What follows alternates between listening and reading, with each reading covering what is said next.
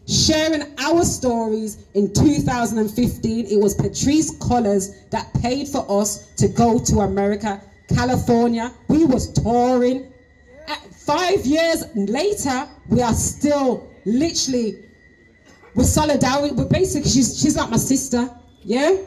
Don't matter where Black Lives Matter come from. Don't matter who is the leaders, yeah? They're not being funded by the white supremacy. This is what I want to get out today. A lot of people's minds are being twisted. There's a lot of propaganda out there where a lot of people are thinking, hold on a minute, where are they getting their money from? How come it's all lesbians who's leading? I don't care if you're lesbian, gay, I don't business. As far as I'm concerned, we've got a bigger fight out there, and the fight is against us as a nation, and we need every single body. When I go to the United Friends and Family Campaign March in London, there's white people who are dying. They are crying out for justice. They don't understand how to fight the system. We are leading on each person's shoulder. Even this morning, we've got a committee going on. We're formalizing the structure of United Family and Friends campaign. And it started off in 1999 with Brian Douglas's sister in London. She could not deal with it anymore, so she passed on the baton to Marcia Riggs. Now the organization is formulating a movement. We're having our own movement. We're part of Black Lives Matter, but the UK need their own movement at the same time. We all need unity. We all need strength. If we don't fight this system, I'm sorry to say, it's going to continue to happen time and time again. I've got my son who's here with me, 20 years old. He's been stopped and searched non-stop. Every time he leaves the house, my heart is in my mouth. Yeah?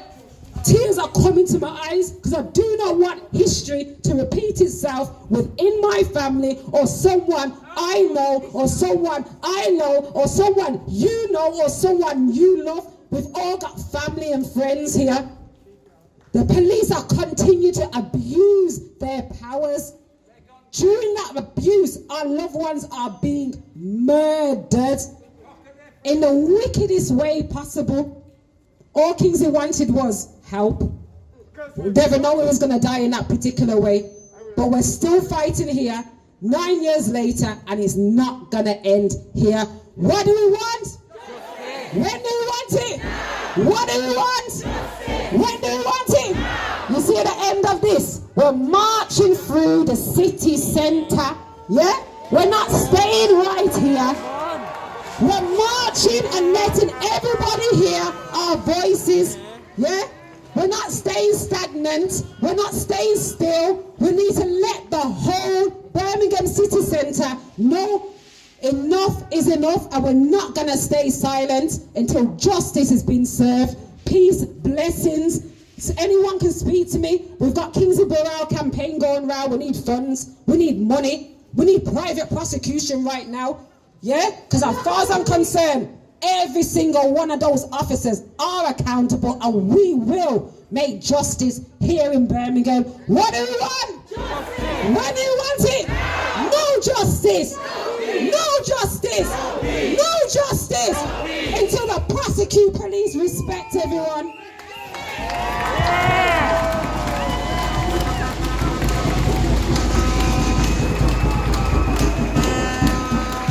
What a powerful speaker, eh?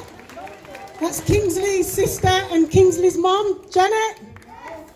Yeah? One thing just to say about Kingsley's case, very, very important for our community. There were 4 main services involved in Kingsley's death. The police, the mental health service, the hospital, and the ambulance service.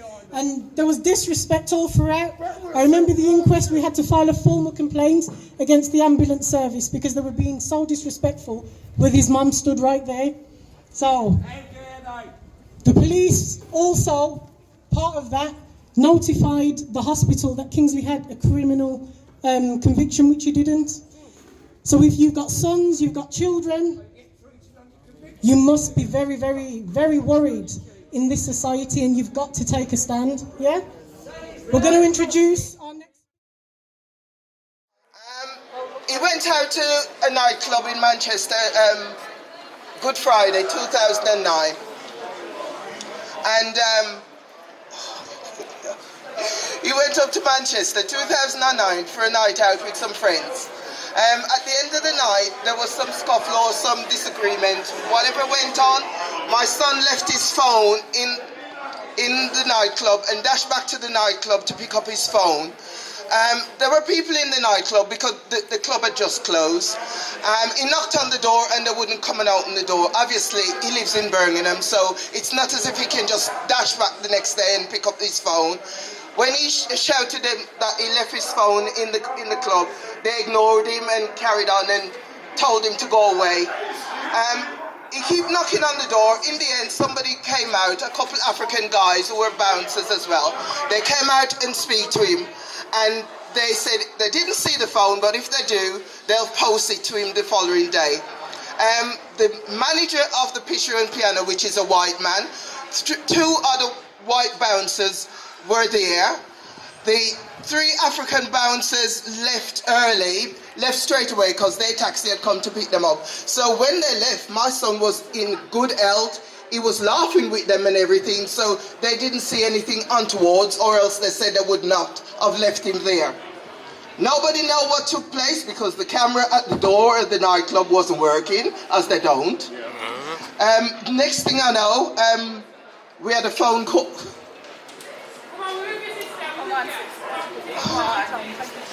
Stay strong, sister. You can do this. One of the bouncers, 6'4", my son, very slim, very placid young man, 24-year-old. The bouncer had him in a headlock, his face up against the wall. The wall at the Pitcher and Piano in Deansgate Lock in Manchester, it's got bolts, it's an iron at the front with some heavy bolts like you're on a ship, and they had his face up against the wall, against these bolts. He had him in a headlock for 11 minutes or more. They strangled him. One of the bouncers said to the one who had him in a headlock, "I think you should let him go now." He said no. This bouncer was 6'4", arms like tree trunk, because you know they're full of steroid. They're in the gym all the time. And my son was 5'9" or 10, very slim, very placid, and they had him in a headlock for 11 minutes. When you hear of George Floyd, which was only 8 minutes, they had Julian in a headlock for 11 minutes or more. And even when he tried to move his hands and saying to them, "What you doing? Let me go, I can't breathe." This was when one of their colleagues, the other white bouncer, said, "I think you need to let him go." He said no. They had called the police. The police failed to turn up on time. Their excuse was it was bank holiday, so they were busy. They didn't turn up for about 45 minutes after the first phone call went out. When they came, they ignored Julian. The bouncers still had him in a headlock outside in front of the club, but they ignored him and gone and speak to the other bouncers and the manager. So when they did eventually took notice of my son, they noticed that he was flapped. He was flapped and he was hemorrhaging from the eyes. They shouted, "Let him go." When they dropped him, he just flapped on the floor. So they rushed to see if they could resuscitate him. They called the paramedics. Paramedics couldn't do nothing. They tried to start his heart. They couldn't do nothing. They took him to the hospital where they pronounced him dead.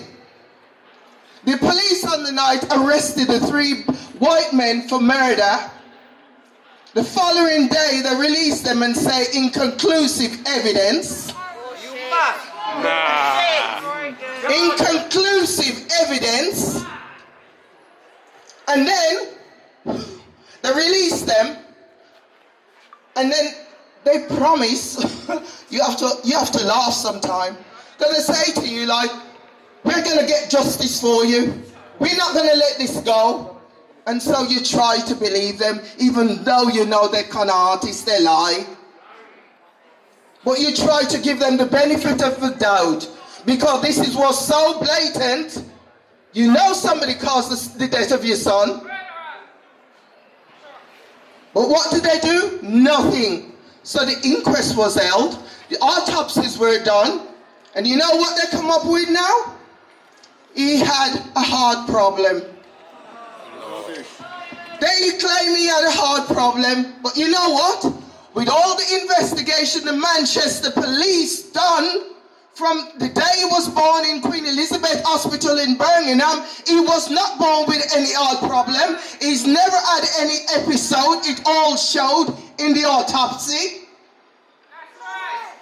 And if he had a heart problem, they said it was maybe a blockage on his valve in one of the heart valves, which would have been a day in hospital to clear it and send him home. My son could have lived out his life without any episode because he wasn't born with it. But that is always their excuse when they kill somebody who is black. They had a heart problem. They had a medical condition. Well, my son did not have one. He wasn't born with it. And so we went on. We had inquests. We had 11 jury. The coroner refused to put manslaughter or anything on the table, which they do, because they say it's not a trial. But you know what? When all the evidence and everything was done, 11 jurors vote saying that the bouncers were responsible for my son's death. So we had a narrative vote. So it went on, and we demonstrate and we lobby and we demonstrate and we lobby every year, and we went to the High Court. It went as far as the High Court. We had 2 judges sitting on the panel. We had this High Court hearing, and we won that. We won that. The judge says that they suffocated my son. He died from asphyxiation. That is what's on his death certificate. So they send the paperwork back to Manchester CPS for them to reconsider not charging these 3 white men. But Manchester's CPS decide no. They're sticking by their first decision. And they did not charge these men, even though we win a high court hearing. They said it was not in the public interest. There wasn't enough evidence. It went to the High Court, and we won that. That shows that somebody killed my son. They strangled him, and they held him for 11 minutes. George Floyd was 8. So how do you expect someone to live after cutting off the hair supply to their heart?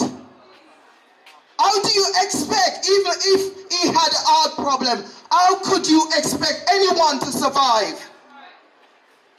11 minutes of having you in a chokehold, your face up against the wall, unable to breathe, saying I can't breathe, what are you doing?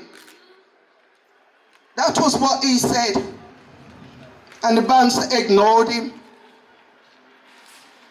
And you know, in court on the day when we had the inquest, all 3 of them sat at the front, very blasé about it. Outside they were texting and laughing in front of the family. They sit in court as if they had nothing to worry about, because they knew. They knew they weren't going to be charged. They knew there was no repercussion for killing a black man. Because that's how the justice system works. That's how the justice system works. And Manchester CPS is worse. They are worse. And then you hear on the TV the other week where some people is arguing, why are we demonstrating or why we're marching in England? Because what happened in America don't have anything to do with us over here. but it's happening over here. To my friends. It's happening over here. Captain Anita. It's happening over here, but they're keeping it quiet. All the time. It's happening in this country, but people choose to know or listen to what they want to listen to and take on board what they want to take on board because it doesn't concern them. But the day that it concerns them, when they lose one of their loved ones, they'll be marching to and expect us to come out and support them. But you know what? They wouldn't even have to try too hard, because if a black man had killed a white man, whoa! He would have been banged up straight away and there's no daylight for him. There would have been no daylight. He wouldn't see out here again until he died. Because if they didn't kill him off in the van, he's not coming out. And it's time it stopped. It's time the justice system and this country take on board what's happening to black people. When you look at what's happening now with this coronavirus and the ethnic minority and the blacks are all dying, they know they're dying, so you have to wonder why they don't take them away from the front line. Why are they still in the front line? Because they don't want their people to die. We're not stupid, everyone knows what's going on. But you know when they'll move them from the front line, if any still standing, is when the coronavirus is gone. Then they'll have no more use for the black people and the Asian and the Indians and the ethnic minorities. Because they're all dead and coronavirus is cleared up. So when you're black, you always are the one to go down first. And then there's no justice. You don't get no justice. They find every excuse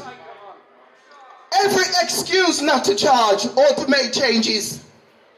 They're always talking about lessons to be learned. How many times they're going to learn? How many times they're going to go to college to learn about it? Every time lessons to be learned. You know what? With my son Julian, after they strangled him, they claimed that the bouncers, they weren't trained, they didn't have a blue badge. And you know what they said after that? Due to what happened to Julian, they've now changed the law. All bouncers must be trained. They must have a blue badge. And that's what they phoned me at my house to say, Mrs. Webster, we want you to know that the law has changed. Everyone now have to have a blue badge before they can be a doorman or a bouncer. So they think they're doing me a favor when they kill my son? That's not going to bring him back. That should have been on the card from day one. That should have been on the card from day one. But there were so many factors involved with Julian's death. So many agencies. And I think everyone was running around covering their back. It was not just the bouncers. By the end of the year, Pitcher and Piano in Deansgate Lock has changed name or they sold it off. There were so many factors involved in my son's death. So many agencies involved. Marston Brewery, who owned the Pitcher and Piano, they employed the manager. The manager employed the bouncers. Without no blue badge, without no security, no training, and no one wants to take responsibility. And we fight, and we fight, and we fight, and we had a damn good barrister. The same barrister who represent Liverpool. Is it the 95? That's the same barrister we had, and he could not believe what was happening here, even when we won the High Court hearing. So people in England, you think you're clear. You think your conscience is clear because you sit back and you ignore what's happening to us. Because you think it don't concern you. But we're all human beings, and just because we're black or we're brown or we're red or we're whatever, we still bleed red blood.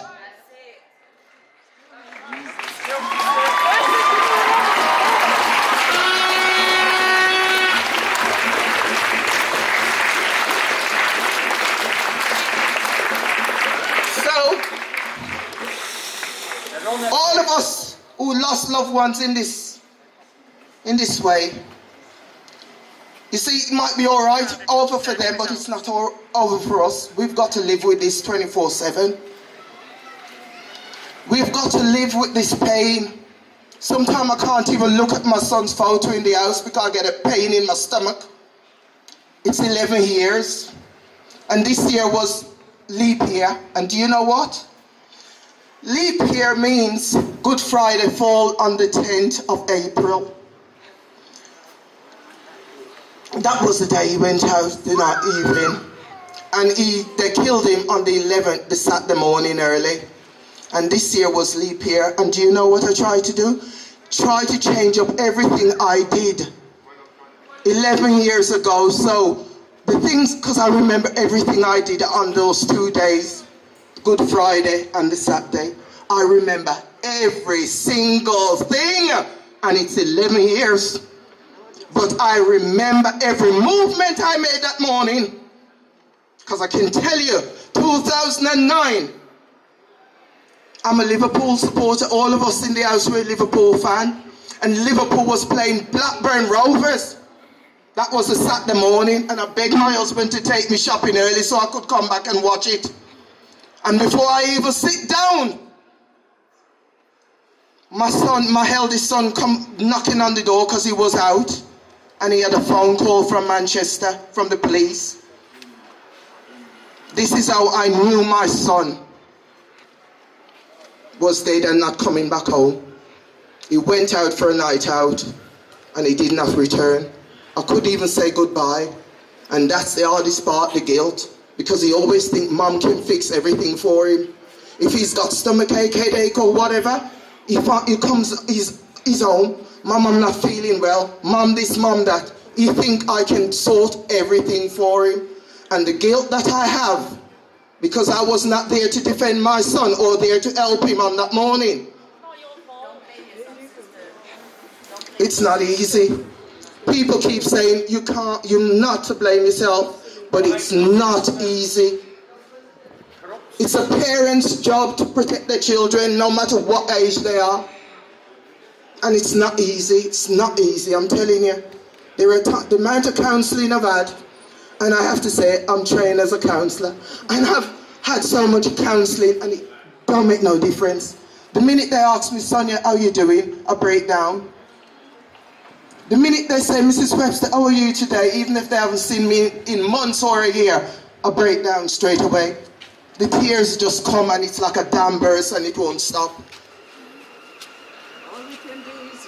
So yes, with all this that's going on, they should look, if they want to help us, they should open back the cases.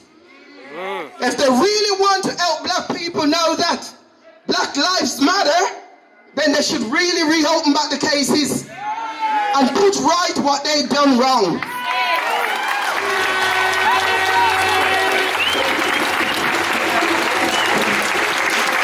Make some noise, make some noise.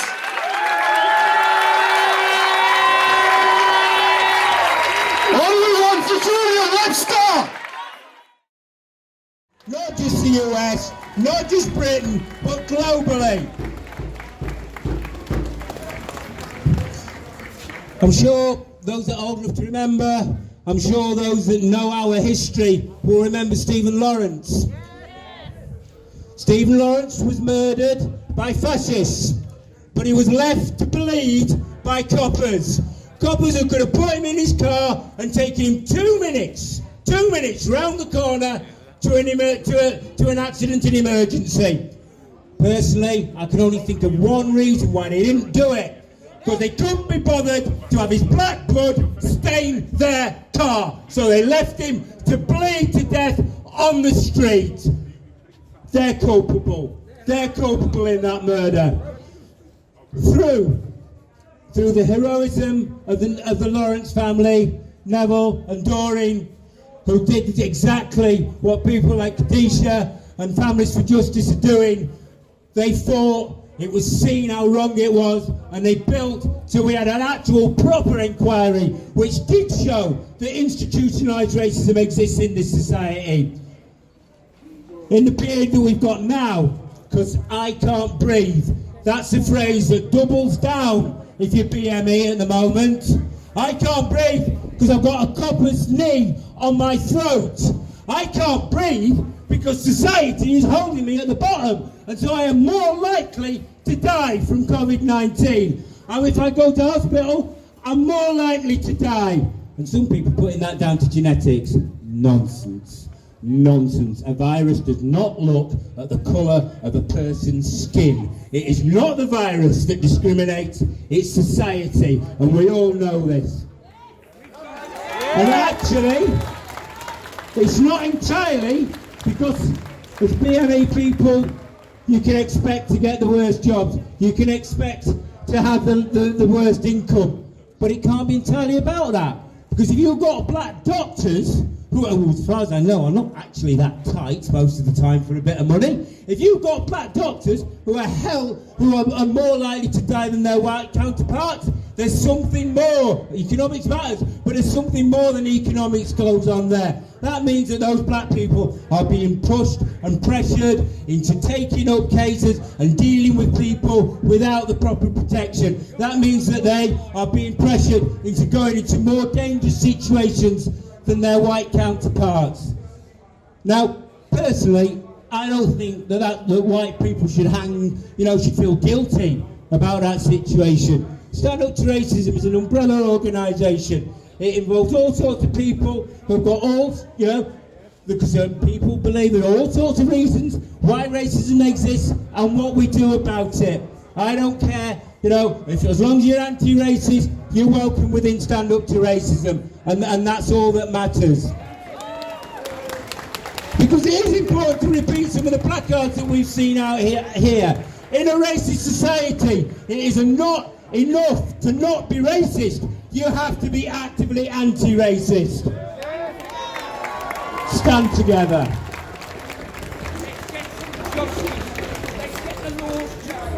Personally, I think the racism in this society comes from the fact that we live in a capitalist society. Why? Because one thing, we're making history here, by the way. They made history in Minneapolis. They are actually forcing the state into looking at the way the police are governed. They're forcing the state into looking at what goes on inside welfare and the fact that the police are massively overfunded whilst ordinary people are massively underfunded. They're forcing those questions to be asked and to be looked at, and that's because of what they've done on the streets. Because actually the state pays attention when you start burning down police stations. I think that racism in this society comes from the fact that black, white, Asian, we are all exploited by one class that lives at the top of the society. They got their money from the slave trade, and they're keeping their money by keeping us down and splitting us along racism, sexism, homophobia, right? But splitting us, those oppressions come, in my mind, from that exploitation. Now, we do live in a period of COVID-19, and we do have to all be careful about ourselves, but we can protest, and we can do that. Next Wednesday, as part of the whole Take the Knee, Stand Up to Racism is going to come back here in as many numbers as we can. Right, let's fill this square, let's go down New Street, let's take the knee for George Floyd. Say his name! George Floyd! Say his name! George Floyd! Say his name! George Floyd! One thing, we will get through coronavirus. We won't get through it because of what the government are doing. We'll get through it because of what ordinary working class people are doing. They want our kids to go back to school because they knew little kids need looking after.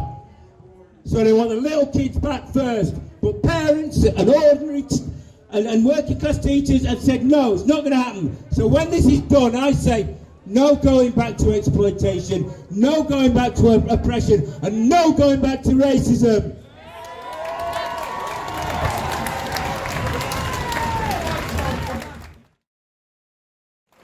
Thank you.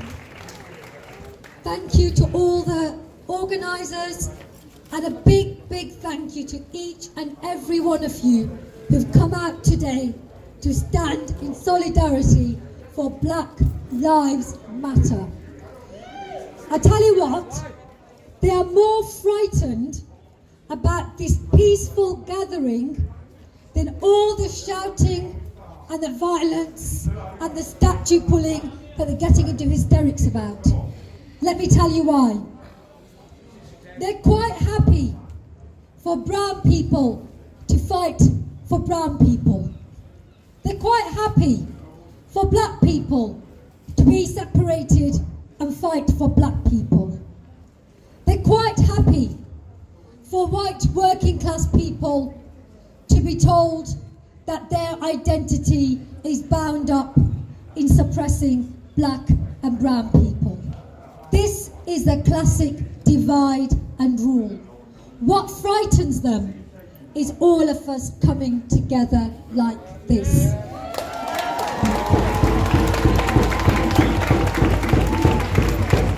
And I don't say this lightly.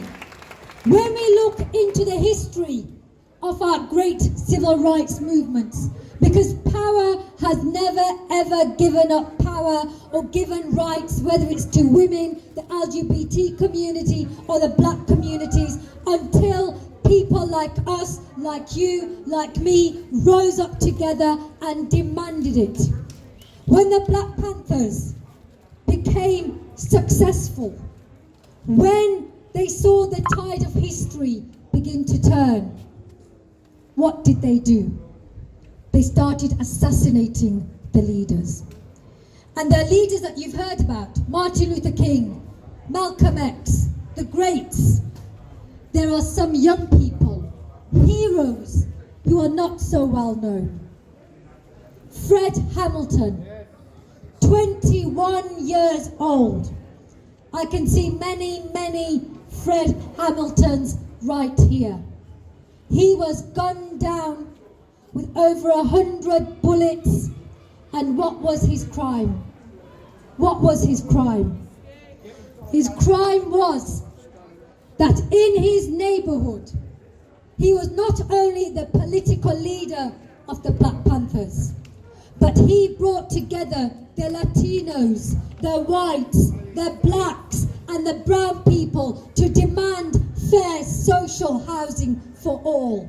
And that's what the American state couldn't take, because they rely on dividing up people and having people fight over the crumbs. And we're not immune from that, my brothers and sisters, right here in Birmingham. We always say in the glossy pages, diversity.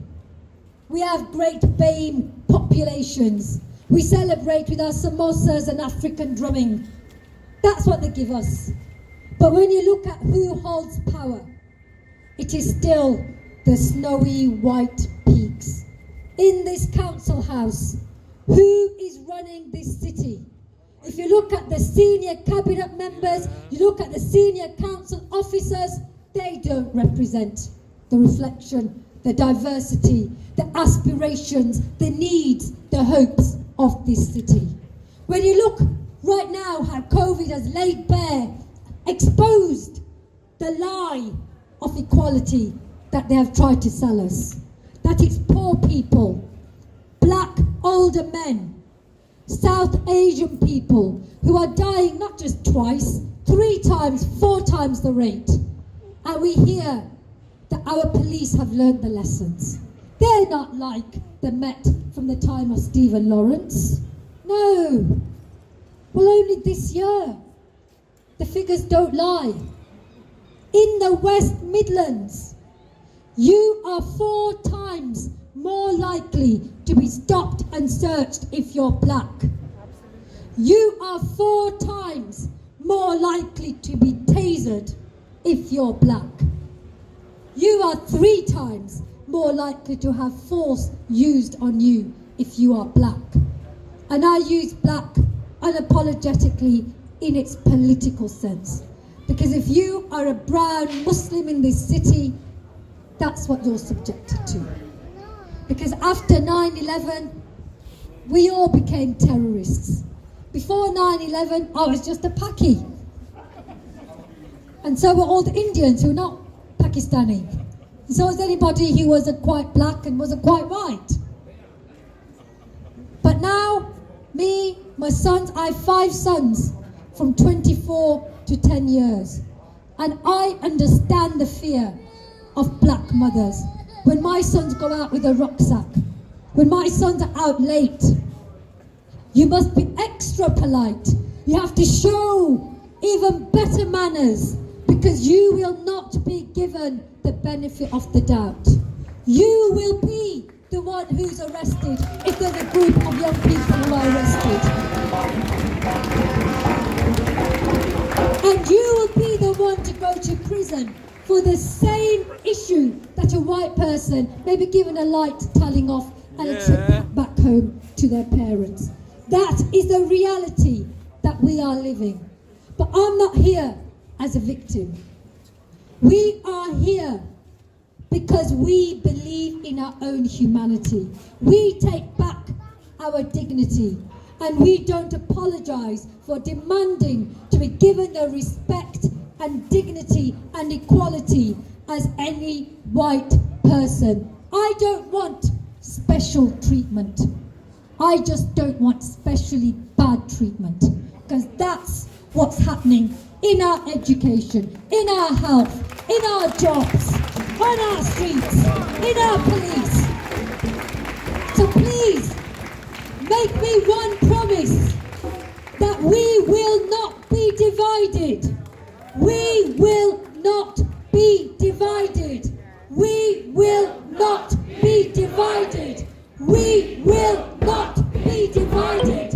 We will not be divided. And in this, our white brothers and sisters who stand here with us, who cheer from their homes, they are our allies, our brothers and sisters.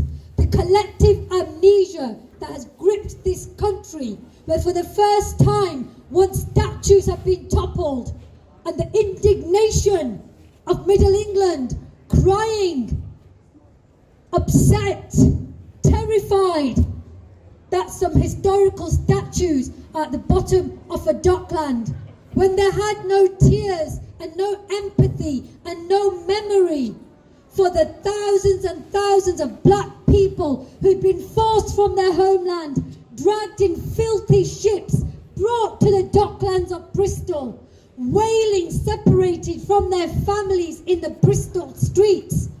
Those same docklands that witnessed that did not see tears for them by these people who are claiming that they are standing up for a real historical account. I think it's the first time I remember, having been born and brought up in this country, where we've had a discussion about the legacy of imperialism and colonialism, because that's what this comes down to. There was no black, white, Asian until the empire was built and the categories were made. In India, that's what they did. In Africa, that's what they did. And that's what they're doing right now. In Afghanistan, in Iraq, in Libya. It's not finished. The issues of Kashmir and Palestine are a direct legacy of British imperialism, just as the racism against all black communities is a direct legacy of British colonialism. If those slaves had not been taken to the Caribbean and to America by British ships under British law, we would not be seeing the Kingsley Burrells, the Sarah Reeds, the Shukri Abdis, the tragedies that we hear about day in, day out. And these things carry on. Why? Because some people know that the system will protect them, that some lives matter more than others. So when they tell you all lives matter, you don't need to tell us that. We know all lives matter. My kids know that every black, white, brown life matters. But we need to let the people who run this country know that all lives matter. And all lives don't matter until all black lives matter. Black lives matter. Black lives matter. Black lives matter. Black lives matter. Black lives matter. Black lives matter. Black lives matter. Black lives matter. Black lives matter. Black lives matter.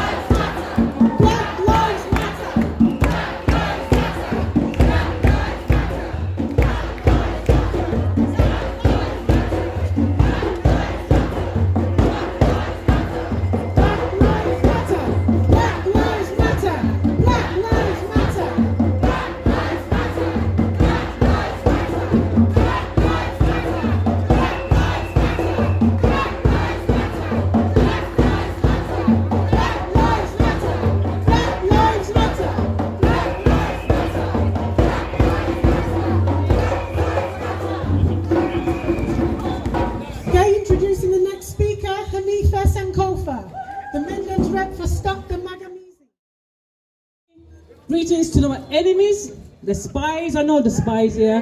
Come on, we know they're here. We know they're flying around and got their cameras stuck around, want to know who's here. But let's keep it real, yeah? Now, I've just been told to keep it very short, so I'm going to try and keep it as short as possible. Well, basically, stop the mangamizi. Mangamizi is a Swahili word which means the Black Holocaust.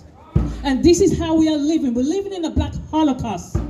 We've seen too many brothers and sisters dying within this Holocaust. Ecocide, genocide, okay?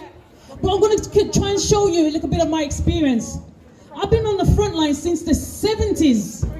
Believe it or not, the 70s. We've been experiencing this. And I'm telling you, I heard speakers talking about joining movements. I agree. You need to join a movement.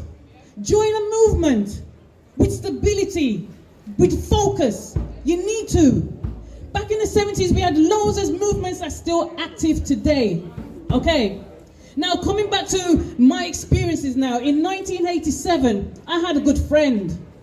He died in the hands of the police. He went to the shop, this is in Wolverhampton, he went to the shop to purchase some items, and they claimed he had a stolen credit card. Police wrestled him to the ground, and I'll be honest with you, I still can't believe that till this day it affects me. 1987, his last words was, "I can't breathe."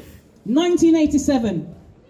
In 98, I lost my cousin in the hands of the police. 98, I lost my cousin in the hands of the police.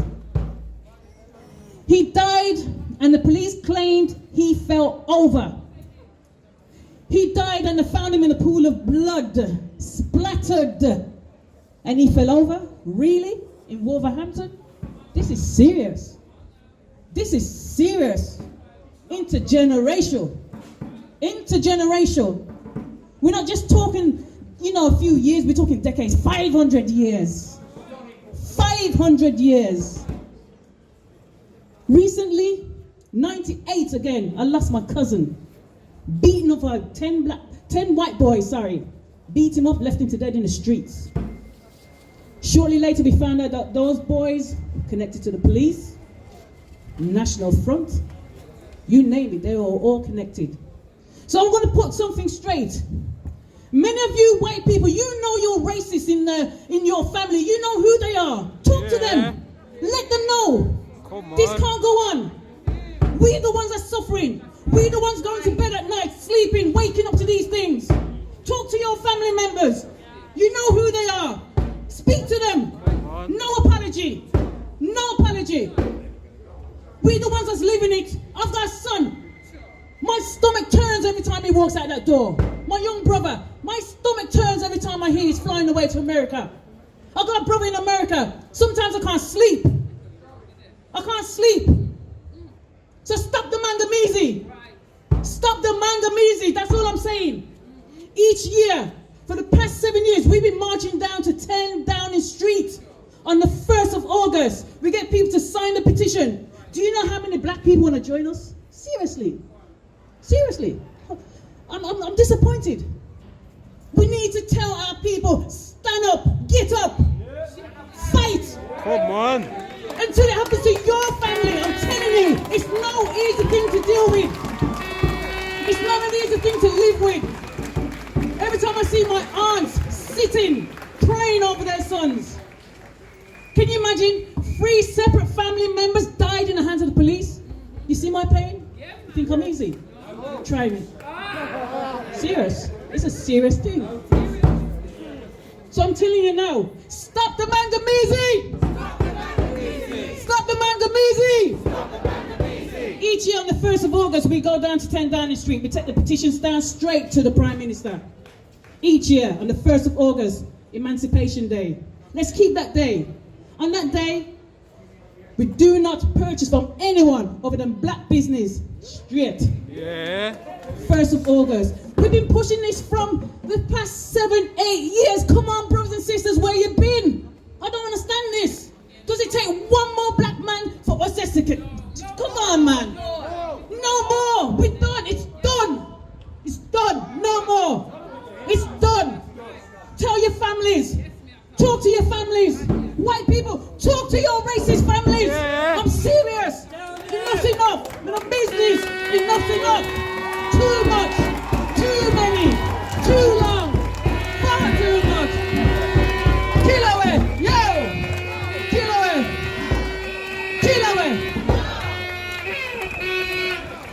moving. Because I was told to keep it short, so I'm going to keep it very short.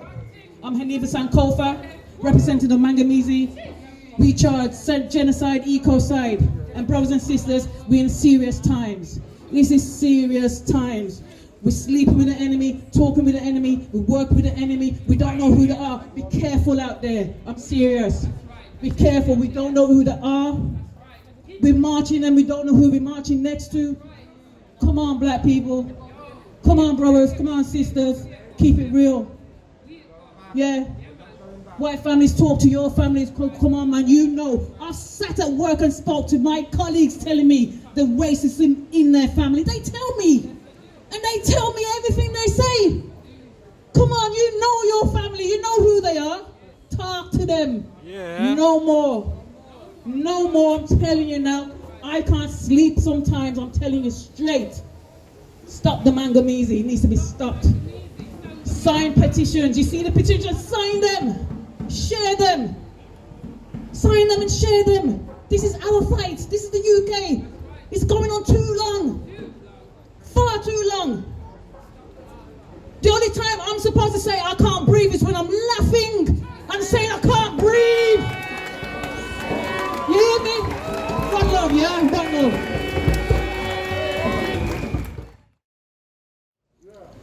5 days later, they found my son at the bottom of a canal. The police, when we went to the inquest and Charlie was there, Charlie Williams at Inquest, please support Inquest and United Family and Friends campaign, they were there with us. My family broke down, and in the inquest, the police had changed our statements. They altered the witness statements. They also did not. The IPCC, as there is a God above them, I go pay for what them do. They refused to give us an independent autopsy. My son died from blunt force trauma. He was hit on the back of his head. The police officer hit him on the back of his head. He was unconscious when he went into the water. I have to give God thanks that my son wasn't alive when he went into the water. The police officer knocked him unconscious and left him to die in the water. They refused. The IPCC wouldn't let us do an autopsy. When we went into inquest,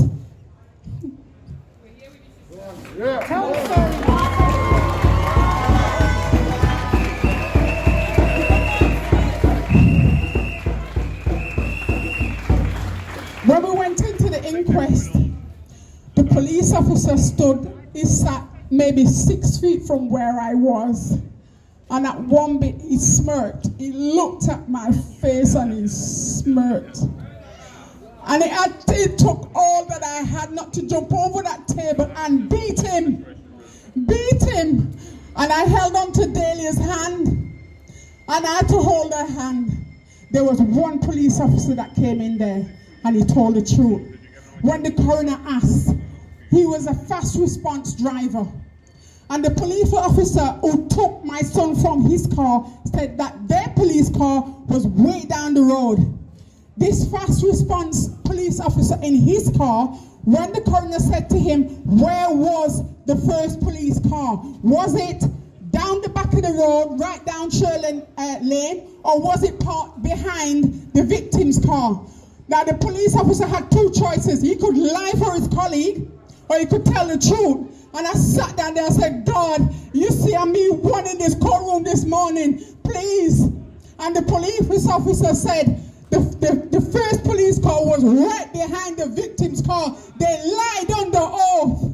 They lied. The police officers lied under oath. And I looked at the coroner and I looked at the coroner and I said, you know that they're lying. You know they're lying. The coroner then looked at the police officer and said, can you draw the scene? I have that piece of paper.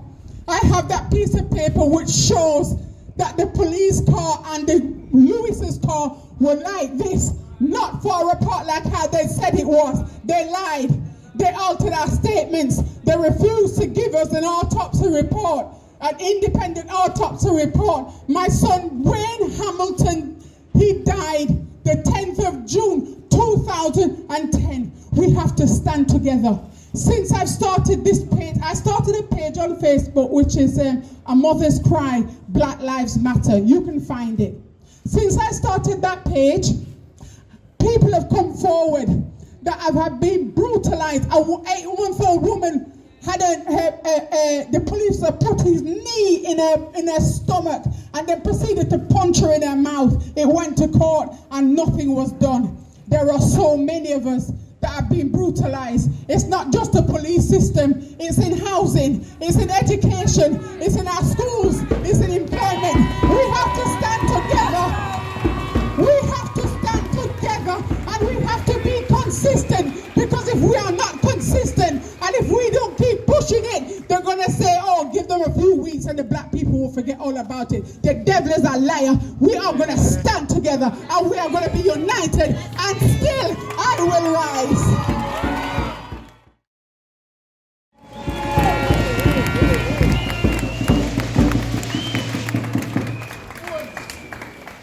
Greetings, you are kings and queens. Yeah, just one. Okay. As people have said, we haven't been able to breathe for over 400 years. This ain't nothing new for us, but what's new is that we're finally coming together.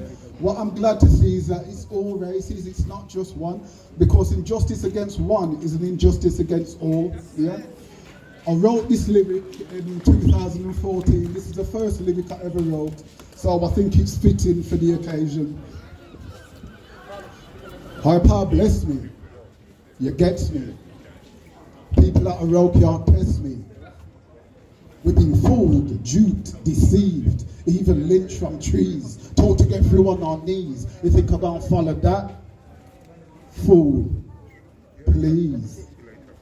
I was a warrior born from the day that I born. Anything that happened, me have to hold it and go on. Now I ain't better than anyone else. Now I ain't got no wealth lying dormant, getting dusty on the shelf. But if you come for me and try to take my health, or my family, that's my strength. I'll wet you, I'll mash you, I'll smash you, cut you up if I have to. See, you follow the theme, just like Brother Malcolm says, by any friggin' means. Now I got a spiel. Have you ever heard of Huey P. Newton, David Hilliard, or Bobby Seale? Nah, I thought so. For most of you, what's the deal? These warriors should be branded in your mind like a seal. They laid down their lives for us when they took up the guns upon pigs with boss. Trust, no suicidal loss. And they did that shiznit for the sake of the people, for us. Now we do these great men of dishonor. They knew about the shitstorm and banded together as brothers, forming the Black Panthers, wearing their berets and black leathers to fight against injustice. You better raise that fist. They were shot down, brutalized, penalized, but never abandoned their cry. All power to the people, and the shitstorm shut them down. But why? Hold on now, stop. Take a while. Breathe. Then sigh. And when you get to the answer, take up the cry. Justice, and not just for us, but for the worldwide. Stand up and have some goddamn pride.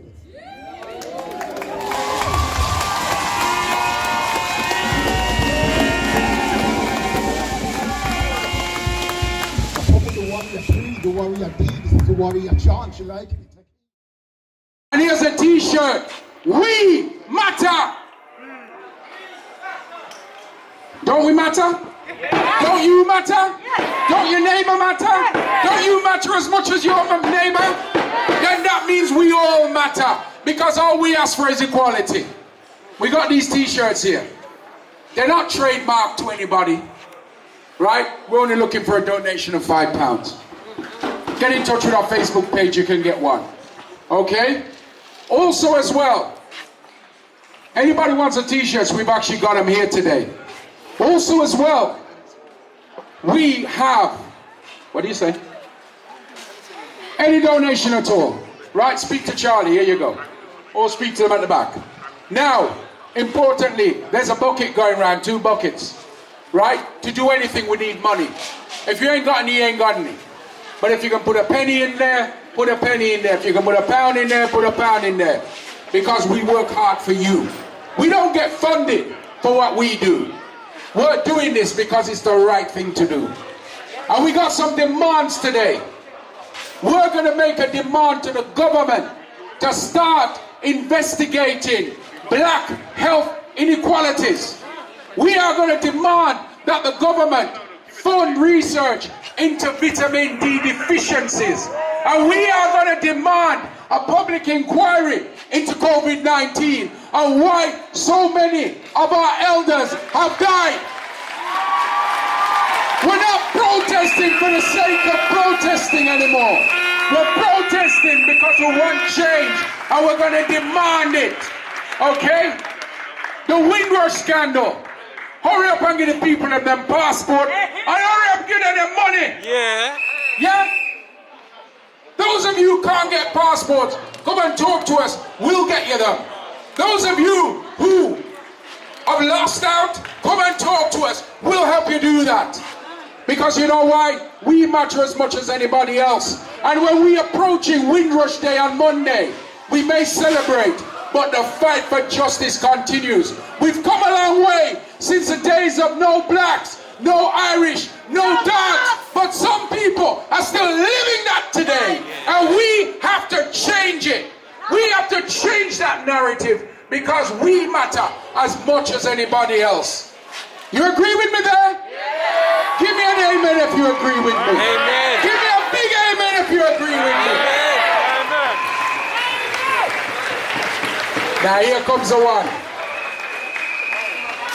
I welcome, after 3 years, the Chief Constable of West Midlands Police apologizing for them beating our black boys. But you know what? It's only a small step in the right direction.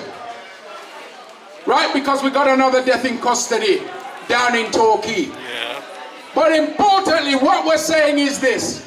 We don't want no apology. We want action to stop your officers who are targeting our community. We want it ceasing. We want justice for every single one.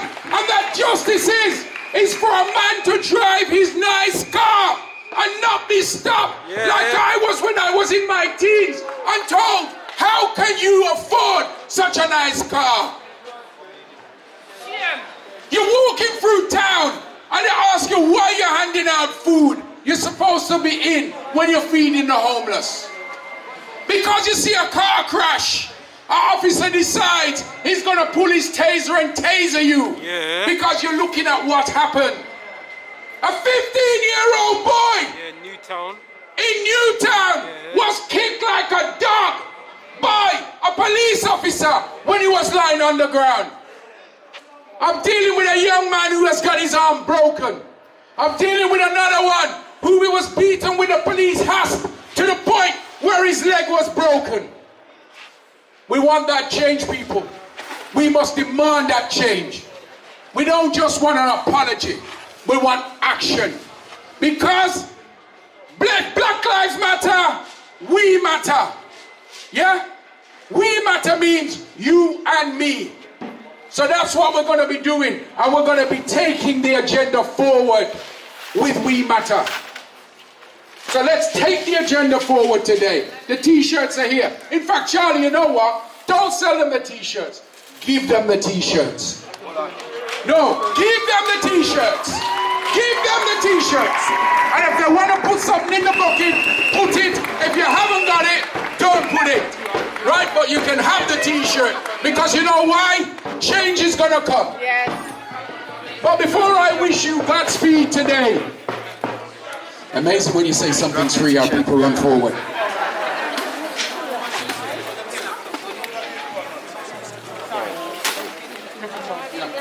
Just remember, come forward, don't worry about the money. If it's a case that you can donate, donate. If not, we'll sort that out. They're all different sizes. Now, I have a special announcement to make. 9 days ago. I'll tell you what, let the drummers come and drum while they get the t-shirts. Just drum away.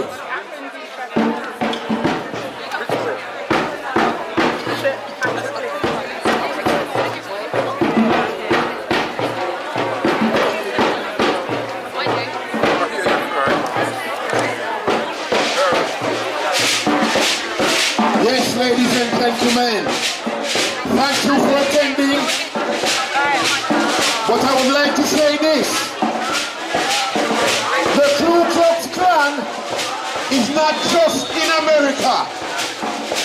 They are also here in England. Right? They are the biggest terrorist group in the world today. And still, they do not class them as terrorists. They've been killing black people for hundreds of years.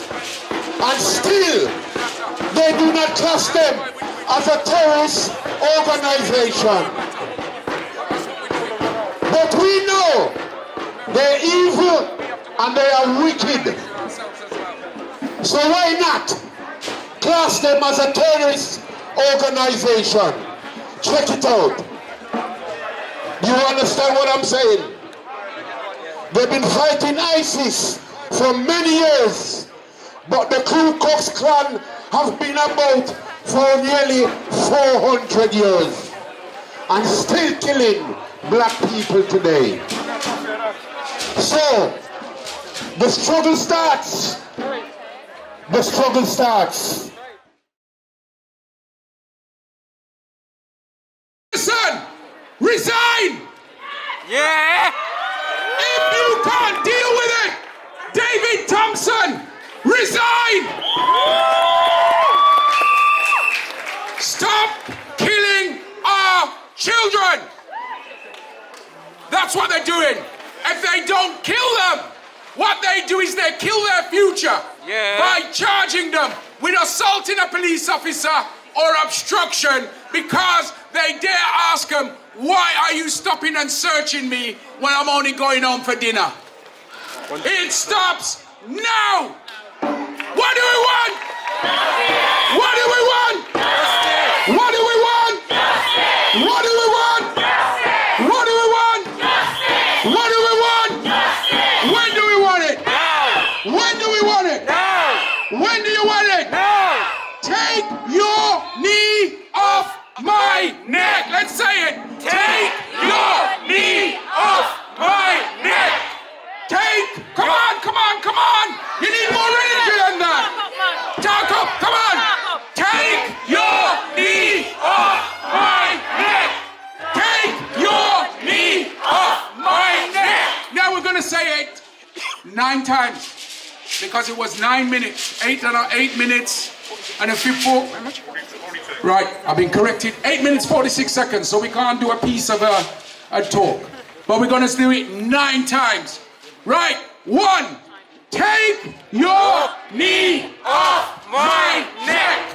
Take your knee off my neck. Take your knee off my neck. Take your knee off my neck. Take your knee off my neck. Take your knee off my neck. Take your knee off my neck. Take your knee off my neck. Take your knee off my neck.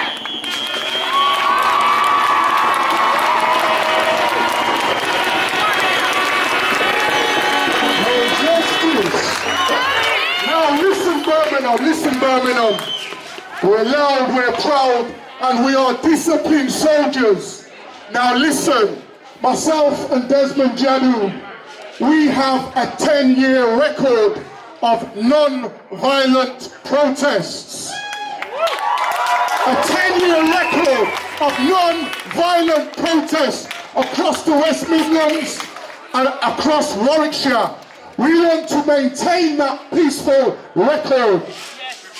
Now, when we march with a lot of families' names on our back. And as we speak, we have a lot of family names on our back. And we have to maintain the respect of all those names that are on our back. So I'm asking you all now, as we prepare to march, I'm asking you to be disciplined soldiers, non-violent disciplined soldiers. When you walk with the family's names. You walk with the family name of Kingsley Burrell on your back. You must respect the name and all the names across Birmingham and the Midlands. and across the USA. We march peaceful, non-violent. Can you hear me? Are we peaceful? Are we non-violent? Are we disciplined soldiers? Then people, I want you to gather behind the banner that you see here behind me. The banner that says, Windrush lives matter. COVID-19 lives matter. Black lives matter. We all matter. So people, I want you to give us a few minutes while we organize ourselves and line up ourselves. We want you all to line up behind the banner. So stay where you are. You don't need to do anything. Just stay where you are. And we will lead out and you will follow us behind the banner. So people, give us a few minutes while we organize that.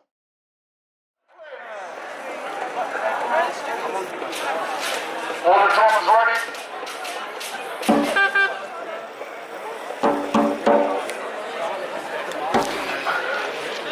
Bring people on campaign, we're ready? All the speakers gather behind the banner. All the speakers behind the banner. The family of King Deborah behind the banner. All the speakers behind the banner, please. Any of the stewards can be stepped forward, please. Yes, Andy. Baby, step forward, please. Where's the rest of the stewards? Step forward, please.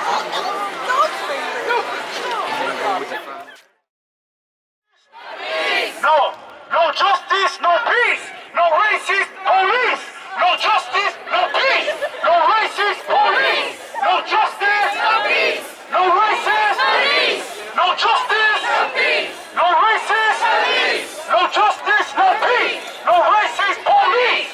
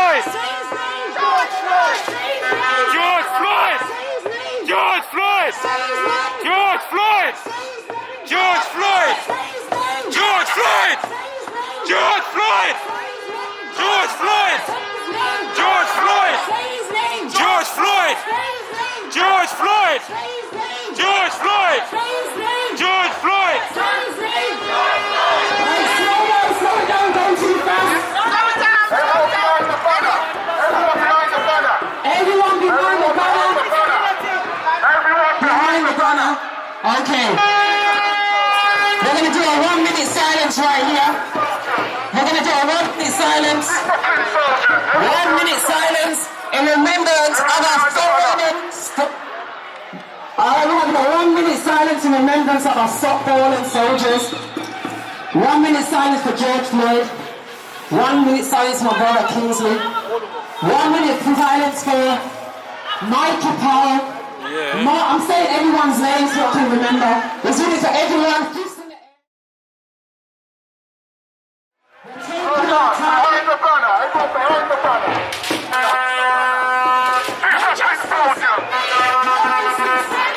No justice.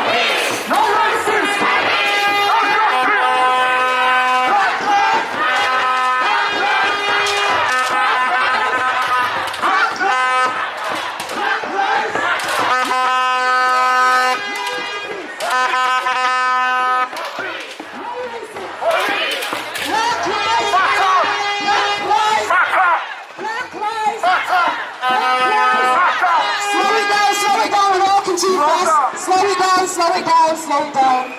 We're taking baby steps. There's no rush, we've been literally waiting years for this. It's a marathon, it's not a sprint, so everyone just take their time. We're going to block the road as long as possible. Yeah? This is how long we have to wait for justice. Disciplined soldiers. Remember, we're disciplined soldiers. We walk in there in peace. We walk in there with respect. We have the family members with us. And we walk in there with respect for all the families. We're not going there for any arms house. So whoever's going for any arms house, leave right now. Because we have family members here. We have children here with us. And we are respectful people. If you disrespect the families, you're disrespecting every one of us. No justice! No peace! No justice! No peace! No racism! No racism! No racism! No justice! No peace! No racism! No peace! No justice! No racism! No peace! No justice! No peace! No racism! No peace! No justice! No peace! No racism! Police! No justice! No peace! No racism! Police! No justice! No peace! No racism! Police! Black lives matter! Black lives matter! Black lives matter! Black lives matter! Kings' lives matter! Yeah. No justice! No racism! Police! No justice! Police! No racism! Whose streets? Our streets! Whose streets? Our streets! Whose streets? Our streets! Whose streets? Our streets! Whose streets? Our streets! Whose streets? Our streets! Whose streets? Our streets! Whose streets? Our streets! Whose streets? Our streets! Whose streets? Our streets. Whose streets? Who are the murderers? Who are the murderers? Police are the murderers! Who are the murderers? Police are the murderers! Who are the murderers? Police are the murderers!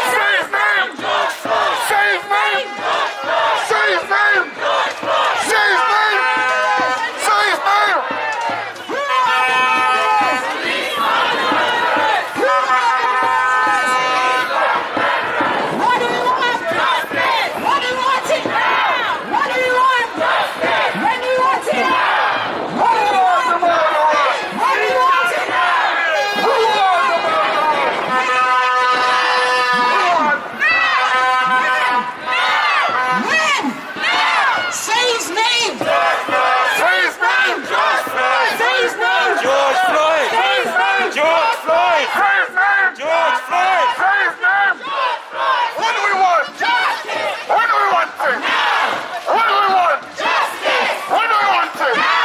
What do you want?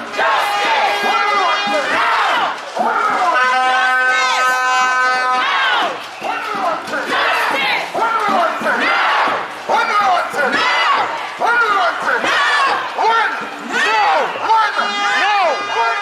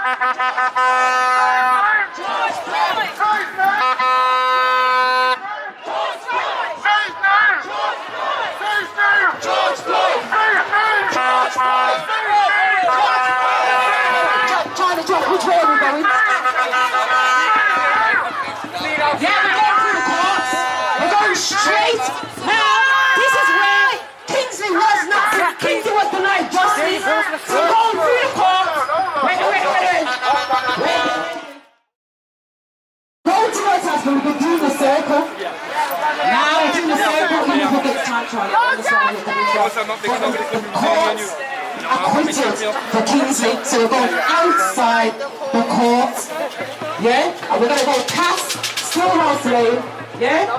So basically we're going straight. Okay. Okay. What do you want? Justice! When do you want it? Now! What do you want? Justice! When do you want it? Now! When? Now! When? Now! When? Now! Who are the murderers? Police are the murderers!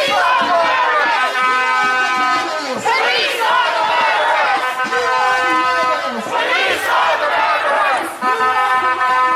Police are the murderers! What do you want? Justice! When do you want it? Now! What do you want? Justice!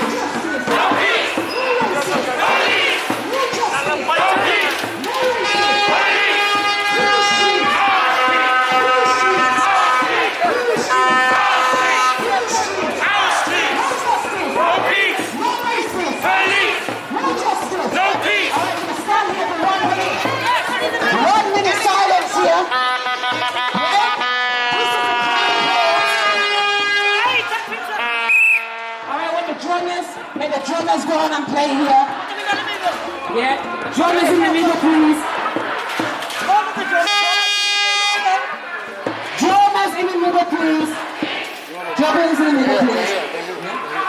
Thank you. Oh, respect to the drummers.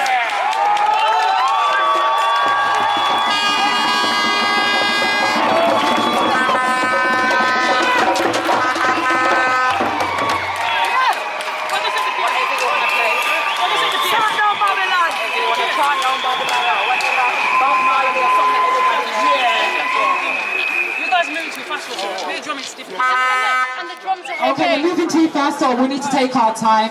We're not in no rush.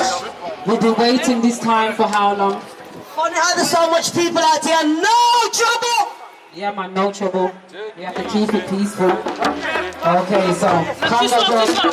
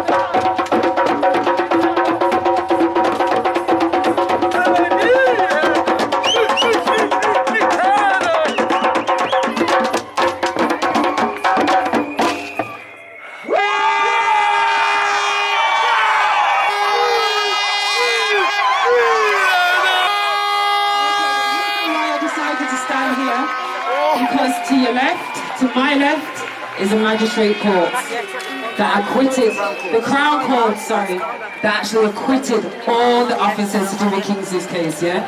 PC AD, PC Greenhouse, PC Fannin, and PC Shorthouse, yeah? So all four of them were acquitted here at the Magistrates Crown Court. So we're not forgetting, this is sentimental for us, the family, and all the other ones who've died in police custody here in Birmingham and around the whole entire country. So I just think it's important that we just have to stand here and let everyone know that it was here those 4 police officers were acquitted. So put your hand up in the air and say, we don't forget, we remember. We don't forget, we remember. We don't forget, we remember.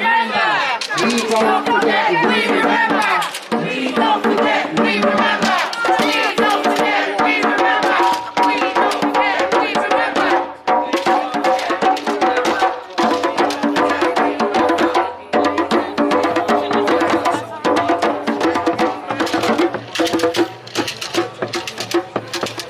Okay, it's just important to note, those 4 police officers, one stated that there might have been a towel round Kingsley's head, a blanket, yeah? So he never stood trial. So out of the 4, there was 3 remaining.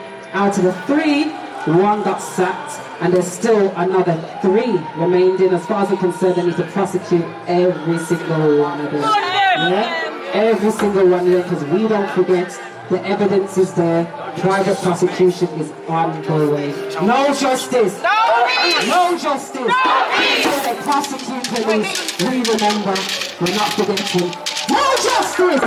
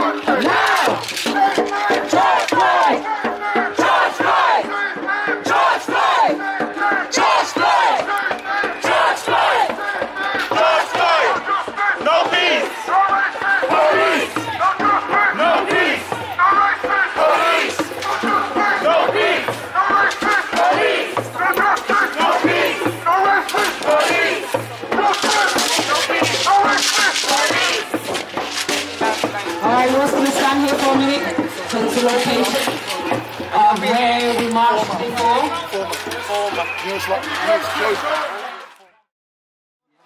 My man's on the mark, so we're gonna burn. Wow, we're just saying it, yeah? So, burn! Burn! Burn! Burn!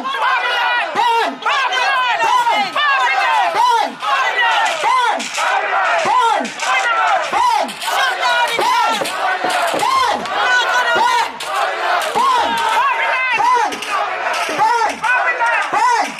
No justice!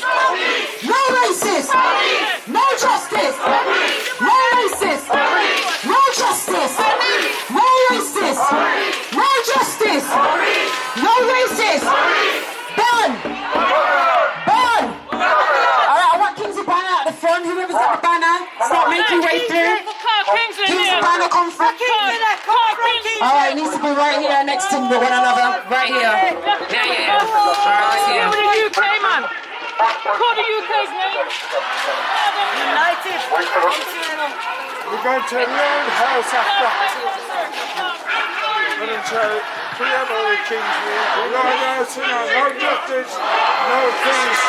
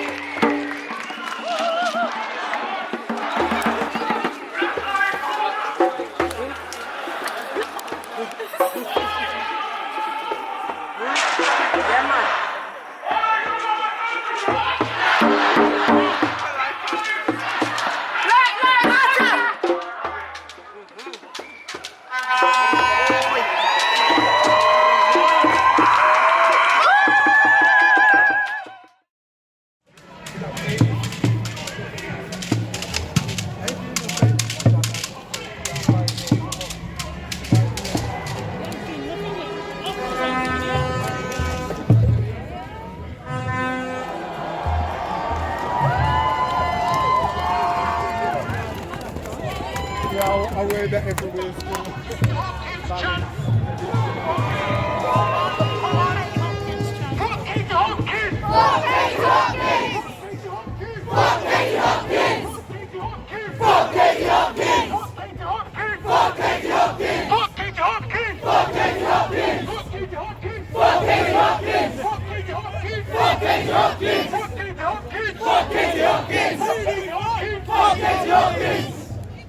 When I say bun, you say Babylon. Bun. Babylon. Bun. Babylon. Fuck the feds. Fuck the feds. Fuck the feds. Fuck the feds. Fuck the feds. When I say bun, you say Babylon. Babylon. You say bun, you know. When I say bun, you say Babylon. Bun. Babylon. Bun. When I say bun down. Bun down Babylon. Bun down Babylon. Burn down Babylon! Burn down Babylon! Yo, why are you all quiet? I can't hear nobody's voices, you know. Alright. Burn down Babylon! Burn down Babylon! Burn down Babylon! Burn down Babylon! Stop killing the man there! Stop killing the man there!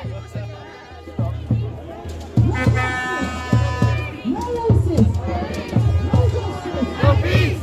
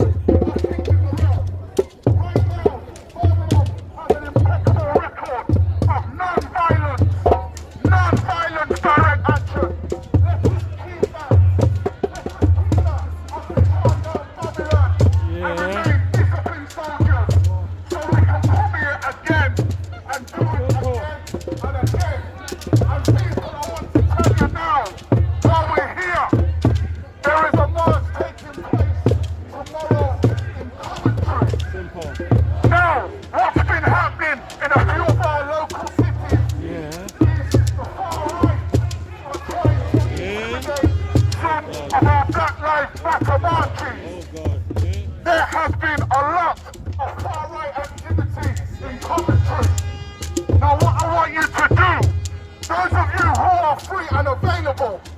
Coventry, 2 o'clock tomorrow. Let's support our brothers and sisters in Coventry. Black Lives Matter in Coventry tomorrow.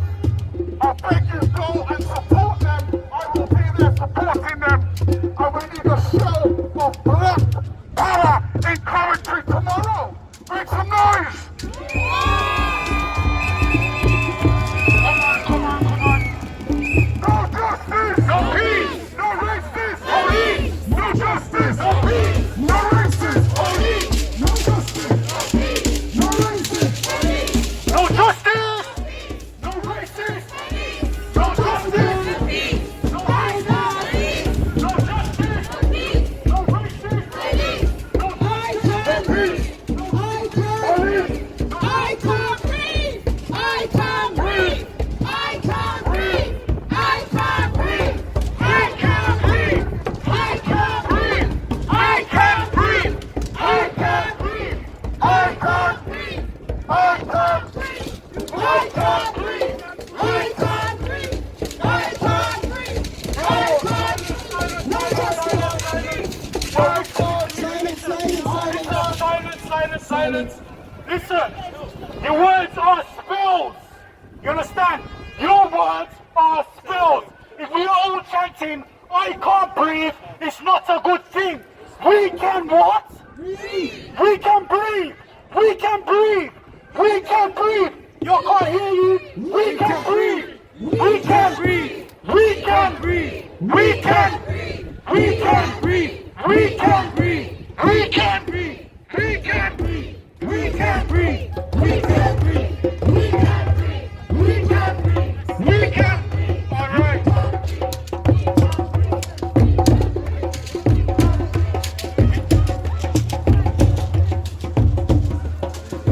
Black lives! Black lives! Matter. Black lives! Black lives. Black lives. Black lives. Black lives. Black lives. Black lives. Black lives. Black lives.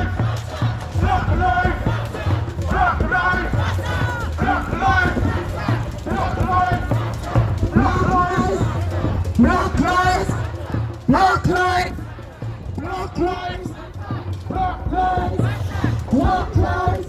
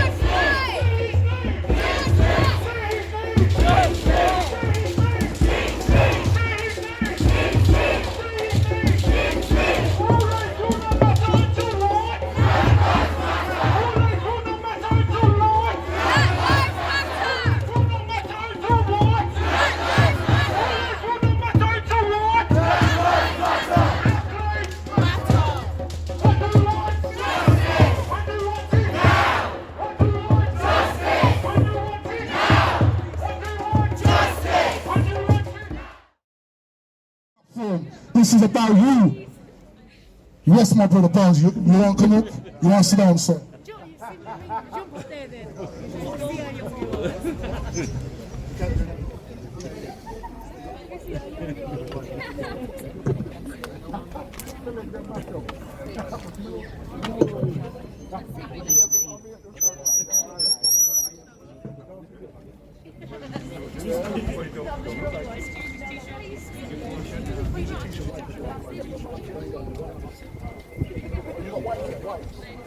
Greetings. Yeah. Greetings. Hold on. Hold on.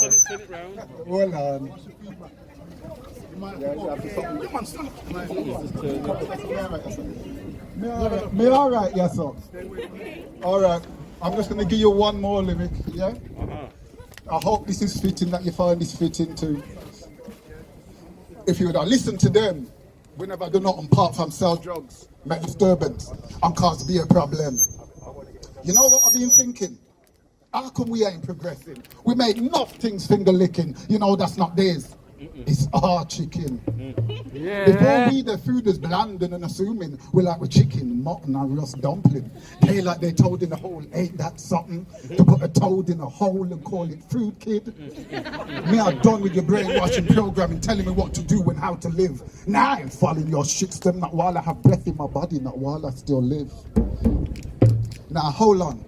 Now I've done the pre, the C. Now this a trico. Is that even a word? To know, don't think so. But when I'm on a roll, I'm just on a roll. Don't start to ask questions, just let it all go. That's my style.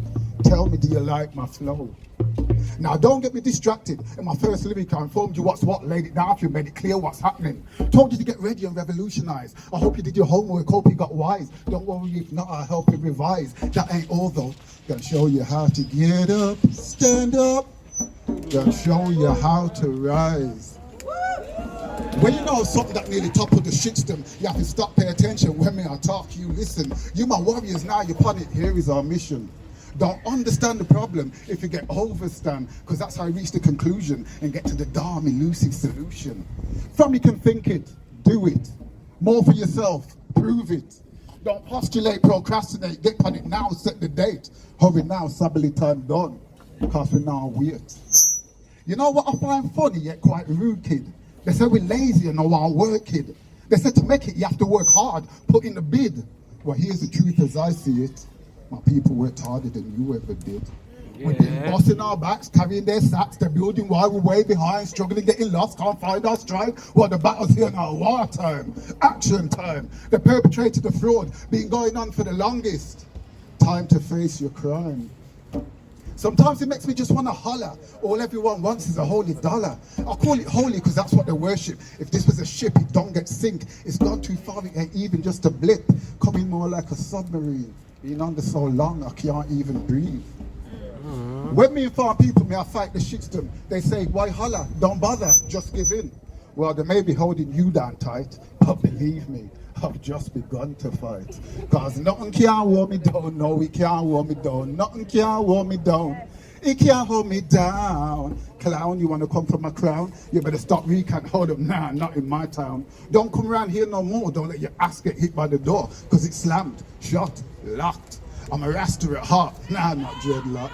My locks are in my heart, you got one too, I wonder when yours gonna start. Or you too cowardly, legs just a tremble as you fart. Nasty at the place, man, move yourself, depart. Only true warriors round this here part. Yeah, I know you didn't want it, but it's that time I've got to go, I've got to leave you, true. But never give up heart, I'm just gonna leave you with one more thought. Aim true, poisonous dart. The shitstem need to get tear apart. We've been crying, struggling, suffering. It's now time they started trembling. Cause we're not top brethren. This is one war we have to win.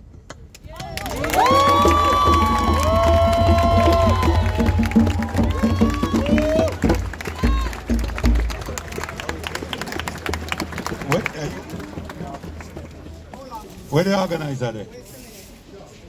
You, Mr. Organizer. Oh, sorry. No, I want to talk. You want to talk?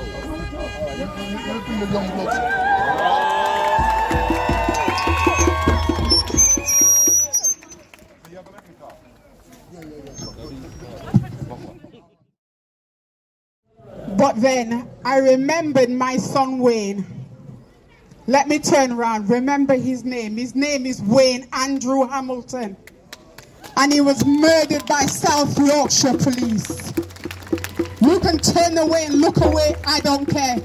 My son was murdered by South Yorkshire police on the 10th of June 2010. Attercliffe area, Sherlin Lane. In the early hours of June the 10th, 2000. June the 10th, 2000. and 10. Can I ask, is there anybody here that is 24 years old? 24 years old. That was the same age that my son died. He was only going to Tesco with his friend for more drinks. They were rehearsing in the studio, and that's all he was doing. He never returned home. 5 days, 5 whole days, I didn't know where my son was. I am a black mother, and this is a mother's cry. A mother's cry. I wanted to be the last black mother ever to have to grieve for her child. But I listened to also Mrs. Webster, who's also grieving for Julian. This has to stop. Enough is enough. Stop.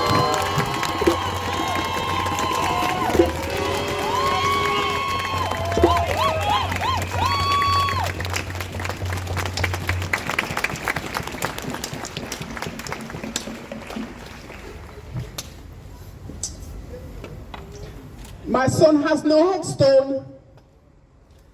There's no headstone. He's got no gravestone because I can't do it. I can't put a gravestone over. It feels too final.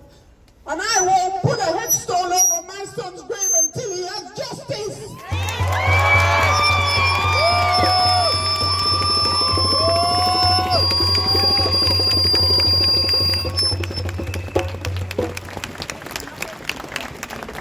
I see a lot of young faces. And even when I'm walking through the town centre and I see somebody that has the tallness and the shape, the athletic build of my son, and I think, oh gosh, he just looks like Wayne from behind. And as I watch him walk into the distance, I just think, that's my son. My son's gone. Nothing I do will ever bring him back. No magic tears that I cry will ever bring back my son. But we have to stand together. We have to stand together. And if we stand together as one, unity is strength. Unity is strength. Because of Black lives matter. Black lives matter. Black lives matter. Black lives matter. Black lives matter. Black lives matter. Black lives matter. Black lives matter. Black lives matter. Black lives matter. Black lives matter. Black lives matter. Black lives matter. Black lives matter.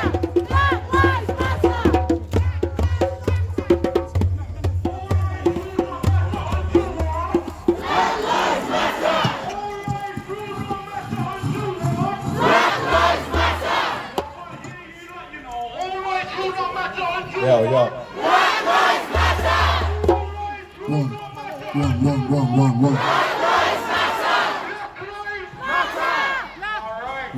One. Yes, my. Hello, my name is Bobby. Yeah, I'm 4. It's my birthday today.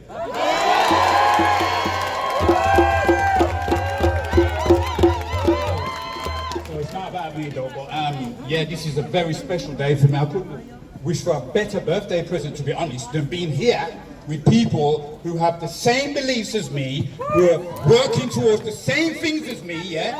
You know how much stuff I've seen in this city, yeah, that I don't like and I'm sick of, yeah? I'm sick of it, yeah? And we're all sick of it, yeah? That's why there's so many white people and Asian people and different colour people here. Everybody's sick of it now.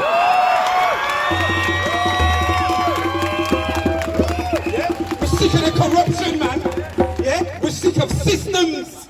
Systems, yeah, it's not just here. Systems all over the world. You can name countries all over the world. China, America, wherever, Germany, they're all systems. They're broken down their people, and we're the same. We're getting brought down, but we're sick of it now. Yeah? It's time to get up now. And it's no time to be lazy now. We all have to step up now, yeah? Yeah? Yeah, I'm embarrassed by these things, but it's time for me to step up, innit? Yeah? I'm angry. I'm not happy. I'm not happy seeing my brothers getting murdered off. I got brethren that's been murdered off. You can tell I've been in the system, innit? I've been in the system from day one. I'm sick of it. Half of the thing is my own fault. I have to take responsibility for my own thing, man. Yeah? But I've done my time now. I'm out now, yeah? Yeah?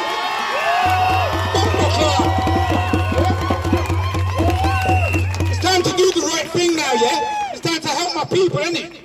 I mash up my city for too long now. I'm not doing that no more. Yeah? It's time to step up, all of us now, yeah? You see the anger in my voice? I'm angry. I haven't come here for a joke. Look at this guy here. Yeah? You remember who that was, innit? Yeah? It's Stephen Lawrence. Yeah? Some of you forgotten, yeah? But I ain't forgotten him. We can't forget none of them, yeah? Yeah? It's like the same as us, yeah? Jamaicans and wherever Caribbean. We've forgotten Africa, haven't we? We can't remember it. Because it's so long ago, 400 years ago, we can't remember. We think, yeah, man, I'm English, man. I ain't African. You're African. Yeah? You need to start learning about your culture.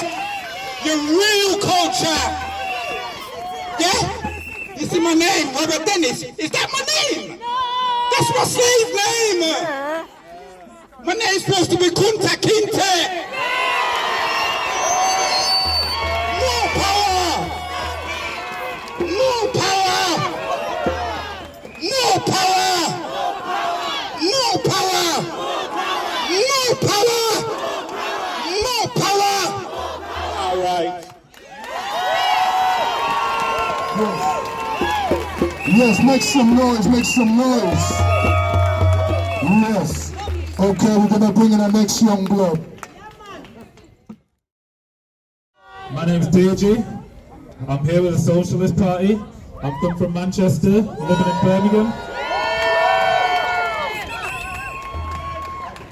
Got to say some words about how these deaths, all the suffering that's going on in black people's lives, it's all connected, it's all related, and it's all part of a global system that's causing too much suffering for all of us here today. 3 years ago, 72 people lost their lives in Grenfell Tower. No one has been prosecuted. I don't want an inquiry, I want action. I want justice. 3 years on, and many of the victims are still homeless. There's still dangerous cladding on council houses everywhere. There's nothing has changed fundamentally. I'll say it again, 72 people lost their lives and nothing has happened. We've got to fix this. The Labour Party, the Conservative Party, they've seen us out on demonstrations. They both complained when we took down the statue of that racist slave owner.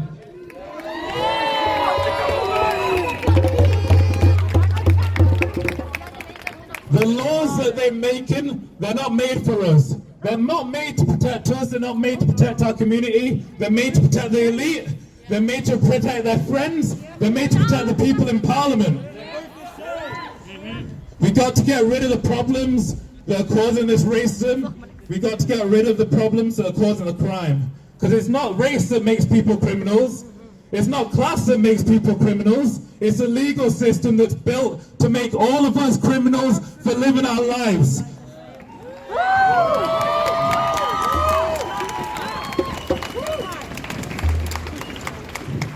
The government know what's causing the problems in our community.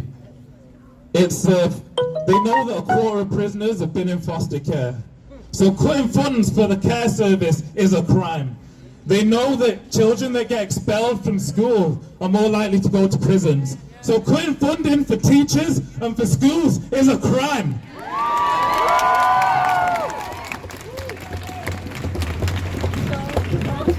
They know that most prisoners are suffering from PTSD, from anxiety, from stress. So quitting the NHS is a crime. They know that most prisoners come from working class areas. They're trying to work better to survive. They're trying to work better to save their own lives. So cutting benefits and cutting social services is a crime.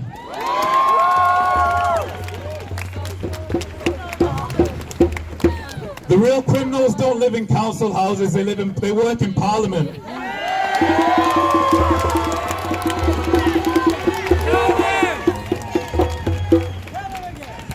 got to break the system of police brutality. We got to break the system of poverty, and we got to break the system of capitalism.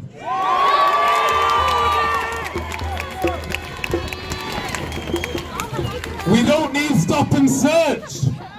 We don't need police raids on our houses. We need socialism to fund our schools. We need it to fund our care system. We need it to fund our NHS. We need it to fund... But it's not enough just to know this, because we all know this. We need to act on this. We need to build a mass movement like the Black Panther Party did. We need to organise.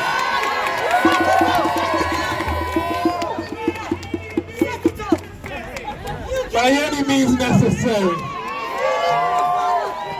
We don't need another inquiry. We don't need more liberal reform. We want change. We want a socialist revolution. The battle against police brutality won't be one of these protests today, but there will be one tomorrow. When we organize, when we battle against racism and this racist system. But we've got to organize to fight against this system. We've got to organize with the unions to fight racism in the workplaces. So everyone here today, we've got to go join a union, we've got to be active in the union, and we've got to fight against exploitation of the bosses that are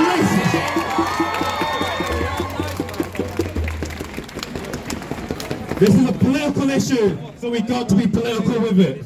We've got to organise with the people here today. We've got to organise with the Socialist Party. We've got to organise against the government. We've got to organise against Boris Johnson and his fucking racist friends. Yeah.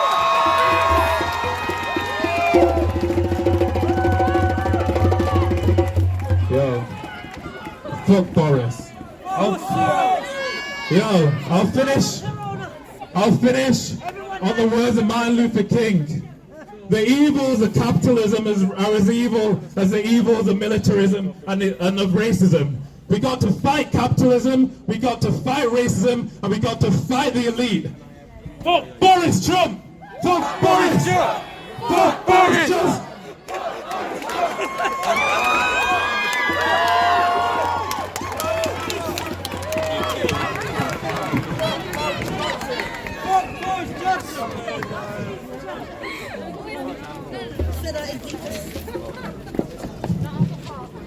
What we saying, people? We're here. Huh? What we are saying? Black Lives Matter? That don't sound good to me. Black Lives Matter? Black Lives Matter! I got news for you guys. You saying Black Lives Matter? Let me tell you, the biggest crime ever committed on this planet by one people against another is what? Slavery! About racism. Slavery!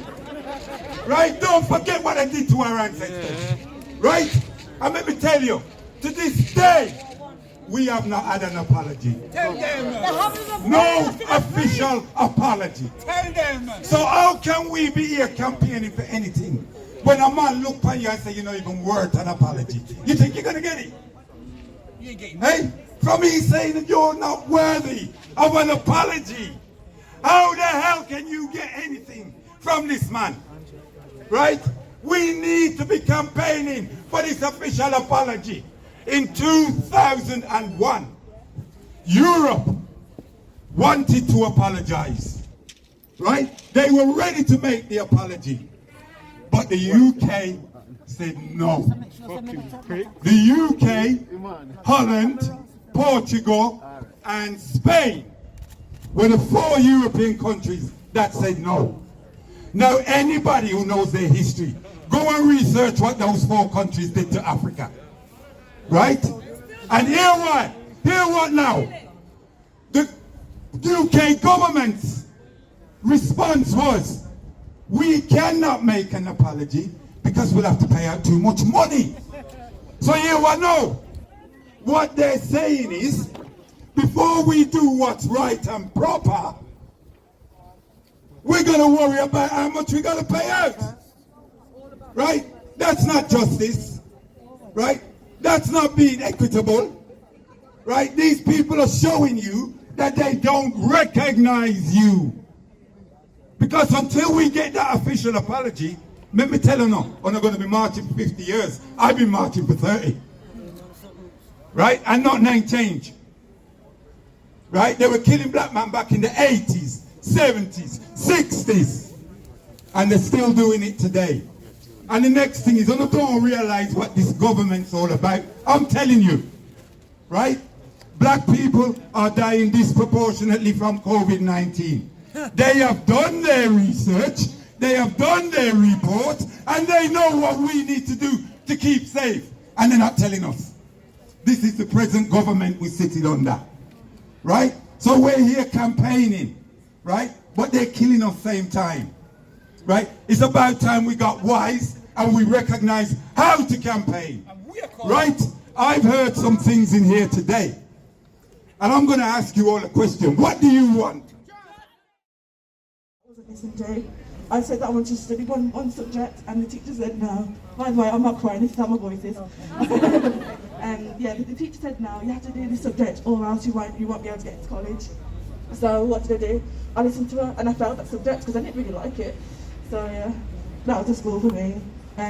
So yeah, I wasn't listened to growing up because I grew up in such a whitewashed society that I was too scared to speak out. I was too scared to speak out because I didn't want to get into trouble. I've seen people rebel and they basically got what they want because they were brave enough to stand up for themselves and say, no, you're not going to do this to me. My voice is gone. But I wasn't like that because I was too scared. Growing up, I was told that I was acting right for being articulate, for behaving myself out of fear, and also for being a vegan. As you know, I've been vegan for nearly 4 years now, and being an animal rights activist made me realise how much of a voice that I can have, because this is not the first protest I've been on. My first protest was last year, and the same people said to me, but God, it sounds like I'm about to cry, but I'm not. The same people said to me, I don't agree with protesting, or what are you protesting for? So I reacted by going to an even bigger protest. Yeah. And that was how I realised, you know what, I have a voice. Yes, you do. Absolutely.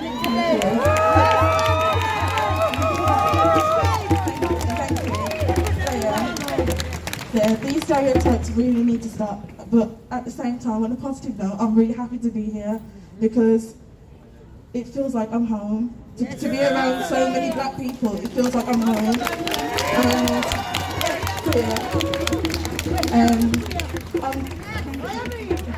I'm 22 years old, and after years of being silenced, I finally now have a voice.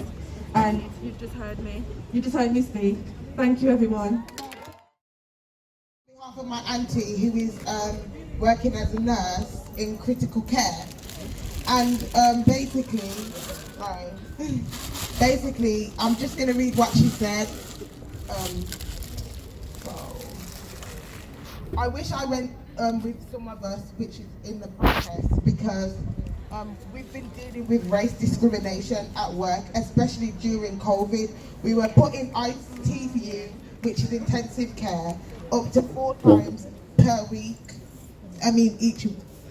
4 times each per week, while our white colleagues did shifts on ITU once per week.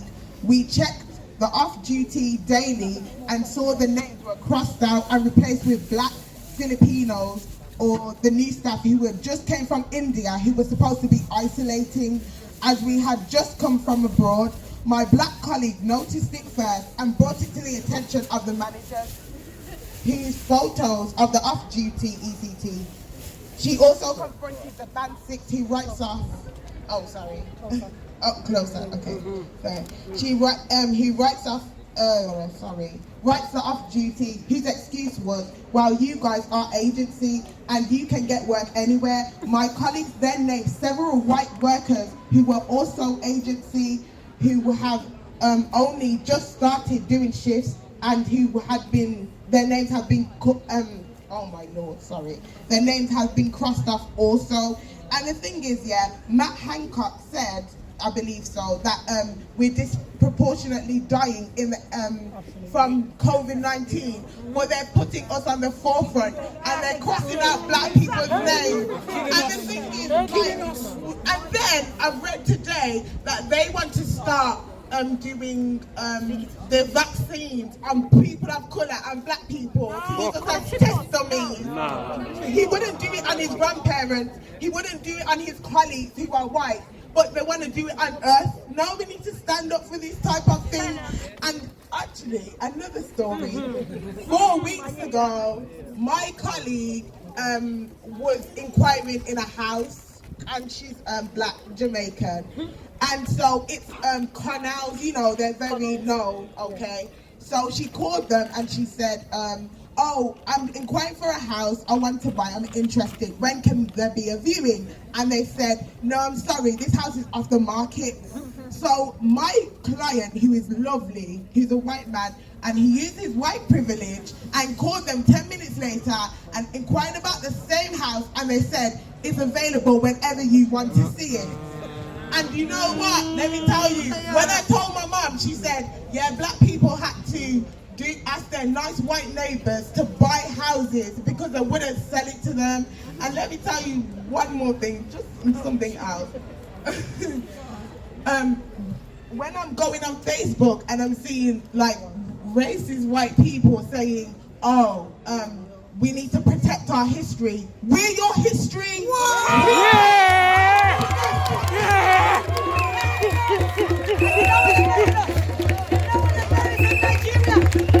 First of all, everything from Africa. Africa didn't need England. Africa did not need anything from here. They needed us. They came, they enslaved us, and then we fought for them. Did you know that 60,000 South Africans fought in the war, and 120,000 Africans fought in the war for Britain against Germany? And the thing is, right, that's not including Caribbean or any other ethnic backgrounds. And then we came and built this country up, and you want to tell me protect our history? We are your history. You need to start teaching black history in our schools. This month I've learned of so many black people that influence our history. We need to grow up seeing those faces, not the faces of slave traders and all of that. We need to see heroic black people in our history, and that happens worldwide. They've snubbed out loads of black influencers in our history. We need black history taught in our schools. We're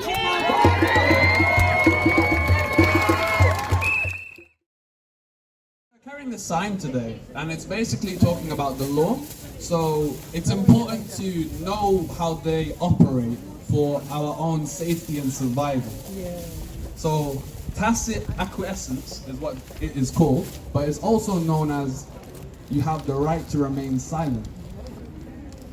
Agreement or consent by silence or without objection. Simply say, I do not consent and I do not answer any questions. Doing so, you remain sovereign, as your kings and queens you are.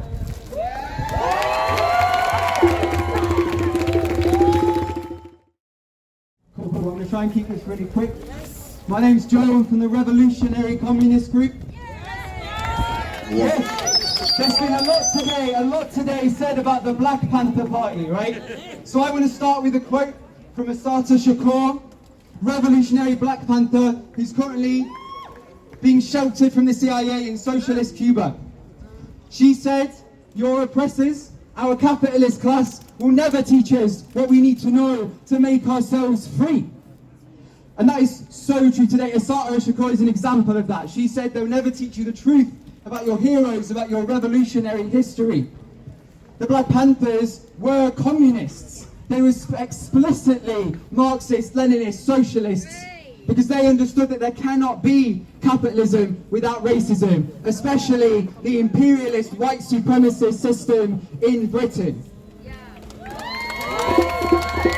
When the Black Panthers were brought up earlier, It was then diverted to talking about the council house. They talked about the Rainbow Coalition, the unity, the class solidarity between races, and that being the source of fear. Let me tell you, it is not the only source of fear of the Black Panther Party. They saw that the bourgeois opposition, in America the Democratic Party, here the Labour Party, are part of maintaining a racist system. Yet the Blair government built the majority of Britain's racist immigration prisons. Corbyn promised thousands of extra guards to go in those prisons, and Starmer helped Blair escape his war crimes, which were the reason that he built those prisons to begin with. We must come together and build something new, something separate from this system that will not yield to us. That is why this struggle continues. We can look towards the people of Cuba and know they have the power because... One sec, sorry, just 1 minute. They have the power because 60 years ago they organised and declared that it was theirs. And that is the task we have before us today. And Fight Racism, Fight Imperialism wants to be part of that and point out that British state racism, the plunder of Africa, like you said, is not just historic, but it's going on today. People murdered for profits of the capitalist class. FRFI wants to be part of this conversation for us to come together and teach each other what we need to know to be free. So people want to come and talk to us, let's move forward together, not as allies on social media, but activists in solidarity, and make a new world together. Yes. We hear you, brother, we hear you. Well, this is my 1 minute's worth. I'm here today with my two sisters. We're all in our 60s, so we're the old generation, all born in the 50s. And we've been doing this since 1975 was our first one, Rock Against Racism. And we went through all of them, you know, in the 80s, the riots, we were there. And all the other riots and all the other protests, ANC, we've been there. And we got some success with those campaigns and those protests. One issue kind of protests. But what makes this particular thing, Black Lives Matter, somewhat different from those is when I was young, it was always the older heads who was at the front speaking. With Black Lives Matter, it's the young people who are speaking. It's you guys. We will be there as the older heads with you, but you have to lead it because you have got buy-in. You're the third, fourth generation. So this is your time. And I seen a poster today. It summed it up. This is my last words. It summed it up. And what it said on that poster was, you fucked with the wrong generation. See? With you all the way.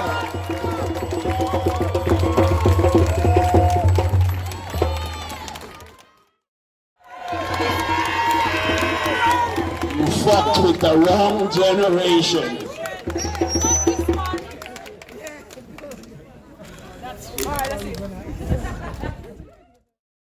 Yes, that's better, that's better. Greetings, people. I really want to say I'm really impressed with the humanity, H-U-E, manity. Seeing all the faces out here today, supporting the cause. And I wrote a little piece. I'm going to be very, very quick. And I just want to convey that to the people standing here today. I want my justice, or you get no peace. Yeah. A message to Boris, Preeti, and the police. What I require is more than freedom of speech. What I desire is normality of peace. For my kinfolk and skinfolk to be treated as equals without unwarranted prejudice from white privileged peoples. If by chance I am stopped by police, why handcuff me first without probable cause? Touch me or speak at me like my life has no worth. Should I call for assistance, be forcibly detained? Like my brother, you killed him. Kingsley Burrell was his name.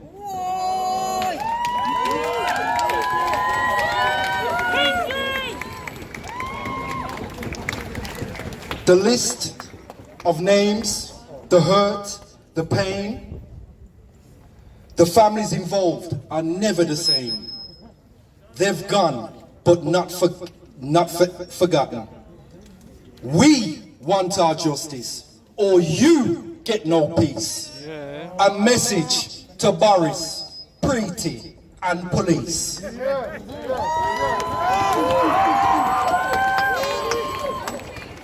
Sean Rigg, Sarah Reid, Leon Briggs, Smiley Culture, Azelle Rodney, Derek Bennett, Roger Sylvester, Farouk Ali, Darren Cumberbatch, Dalian Atkinson, Habibullah, Ricky Bishop, Trevor Smith, Adrian Thompson. The thing about them and all others not called, 'twas the systems in play that decided their fate. Police are the murderers pertaining to their case. We try to learn and survive in an hostile environment. Their system is broken due to our non-compliance. We must strategize, organize, and mobilize, for now is the time, without doubt, real eyes realize. We want our justice, or you get no peace. A message to Boris, Preeti, and the police.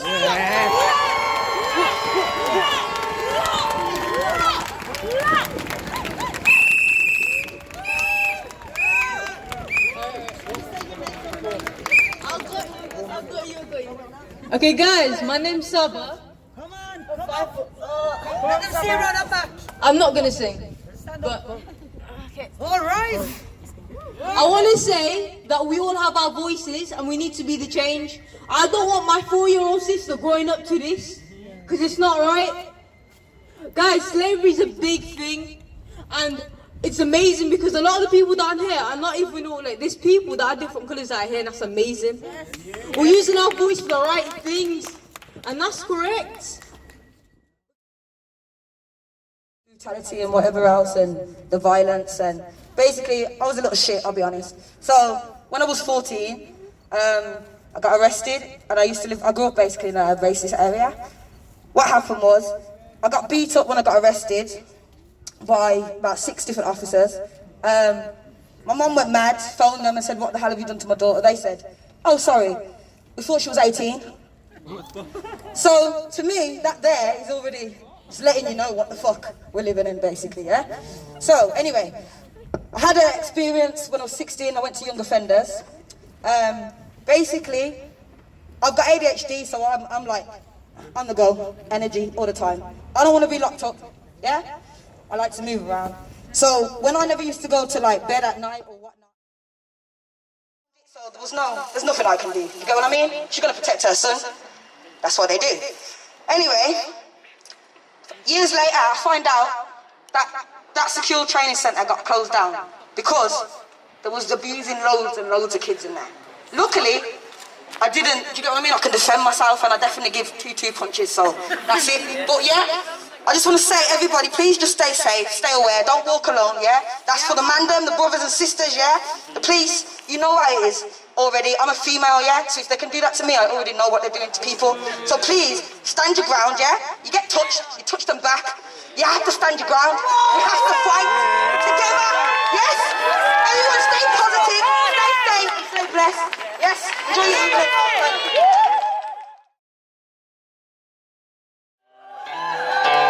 It's cool, it's cool.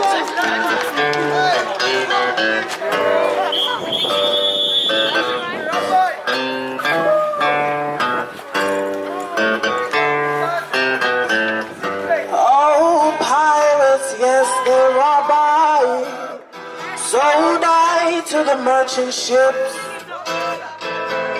Minutes after they took I from the bottomless pit, but my hand was made strong by the hand of the Almighty.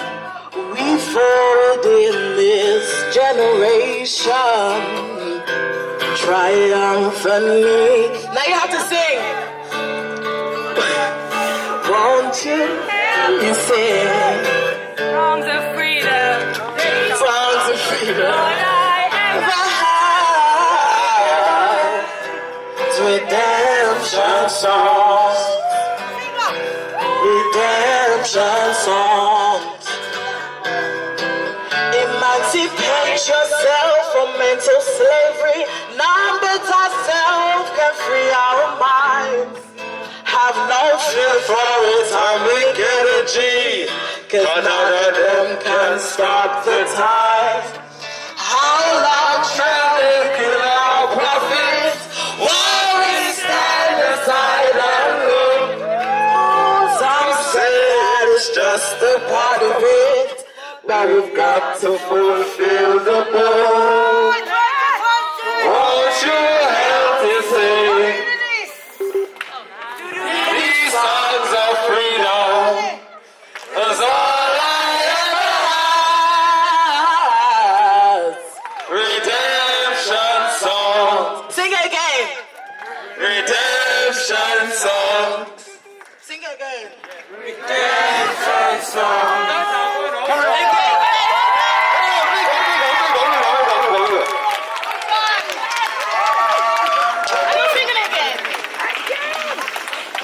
My Bluetooth is out.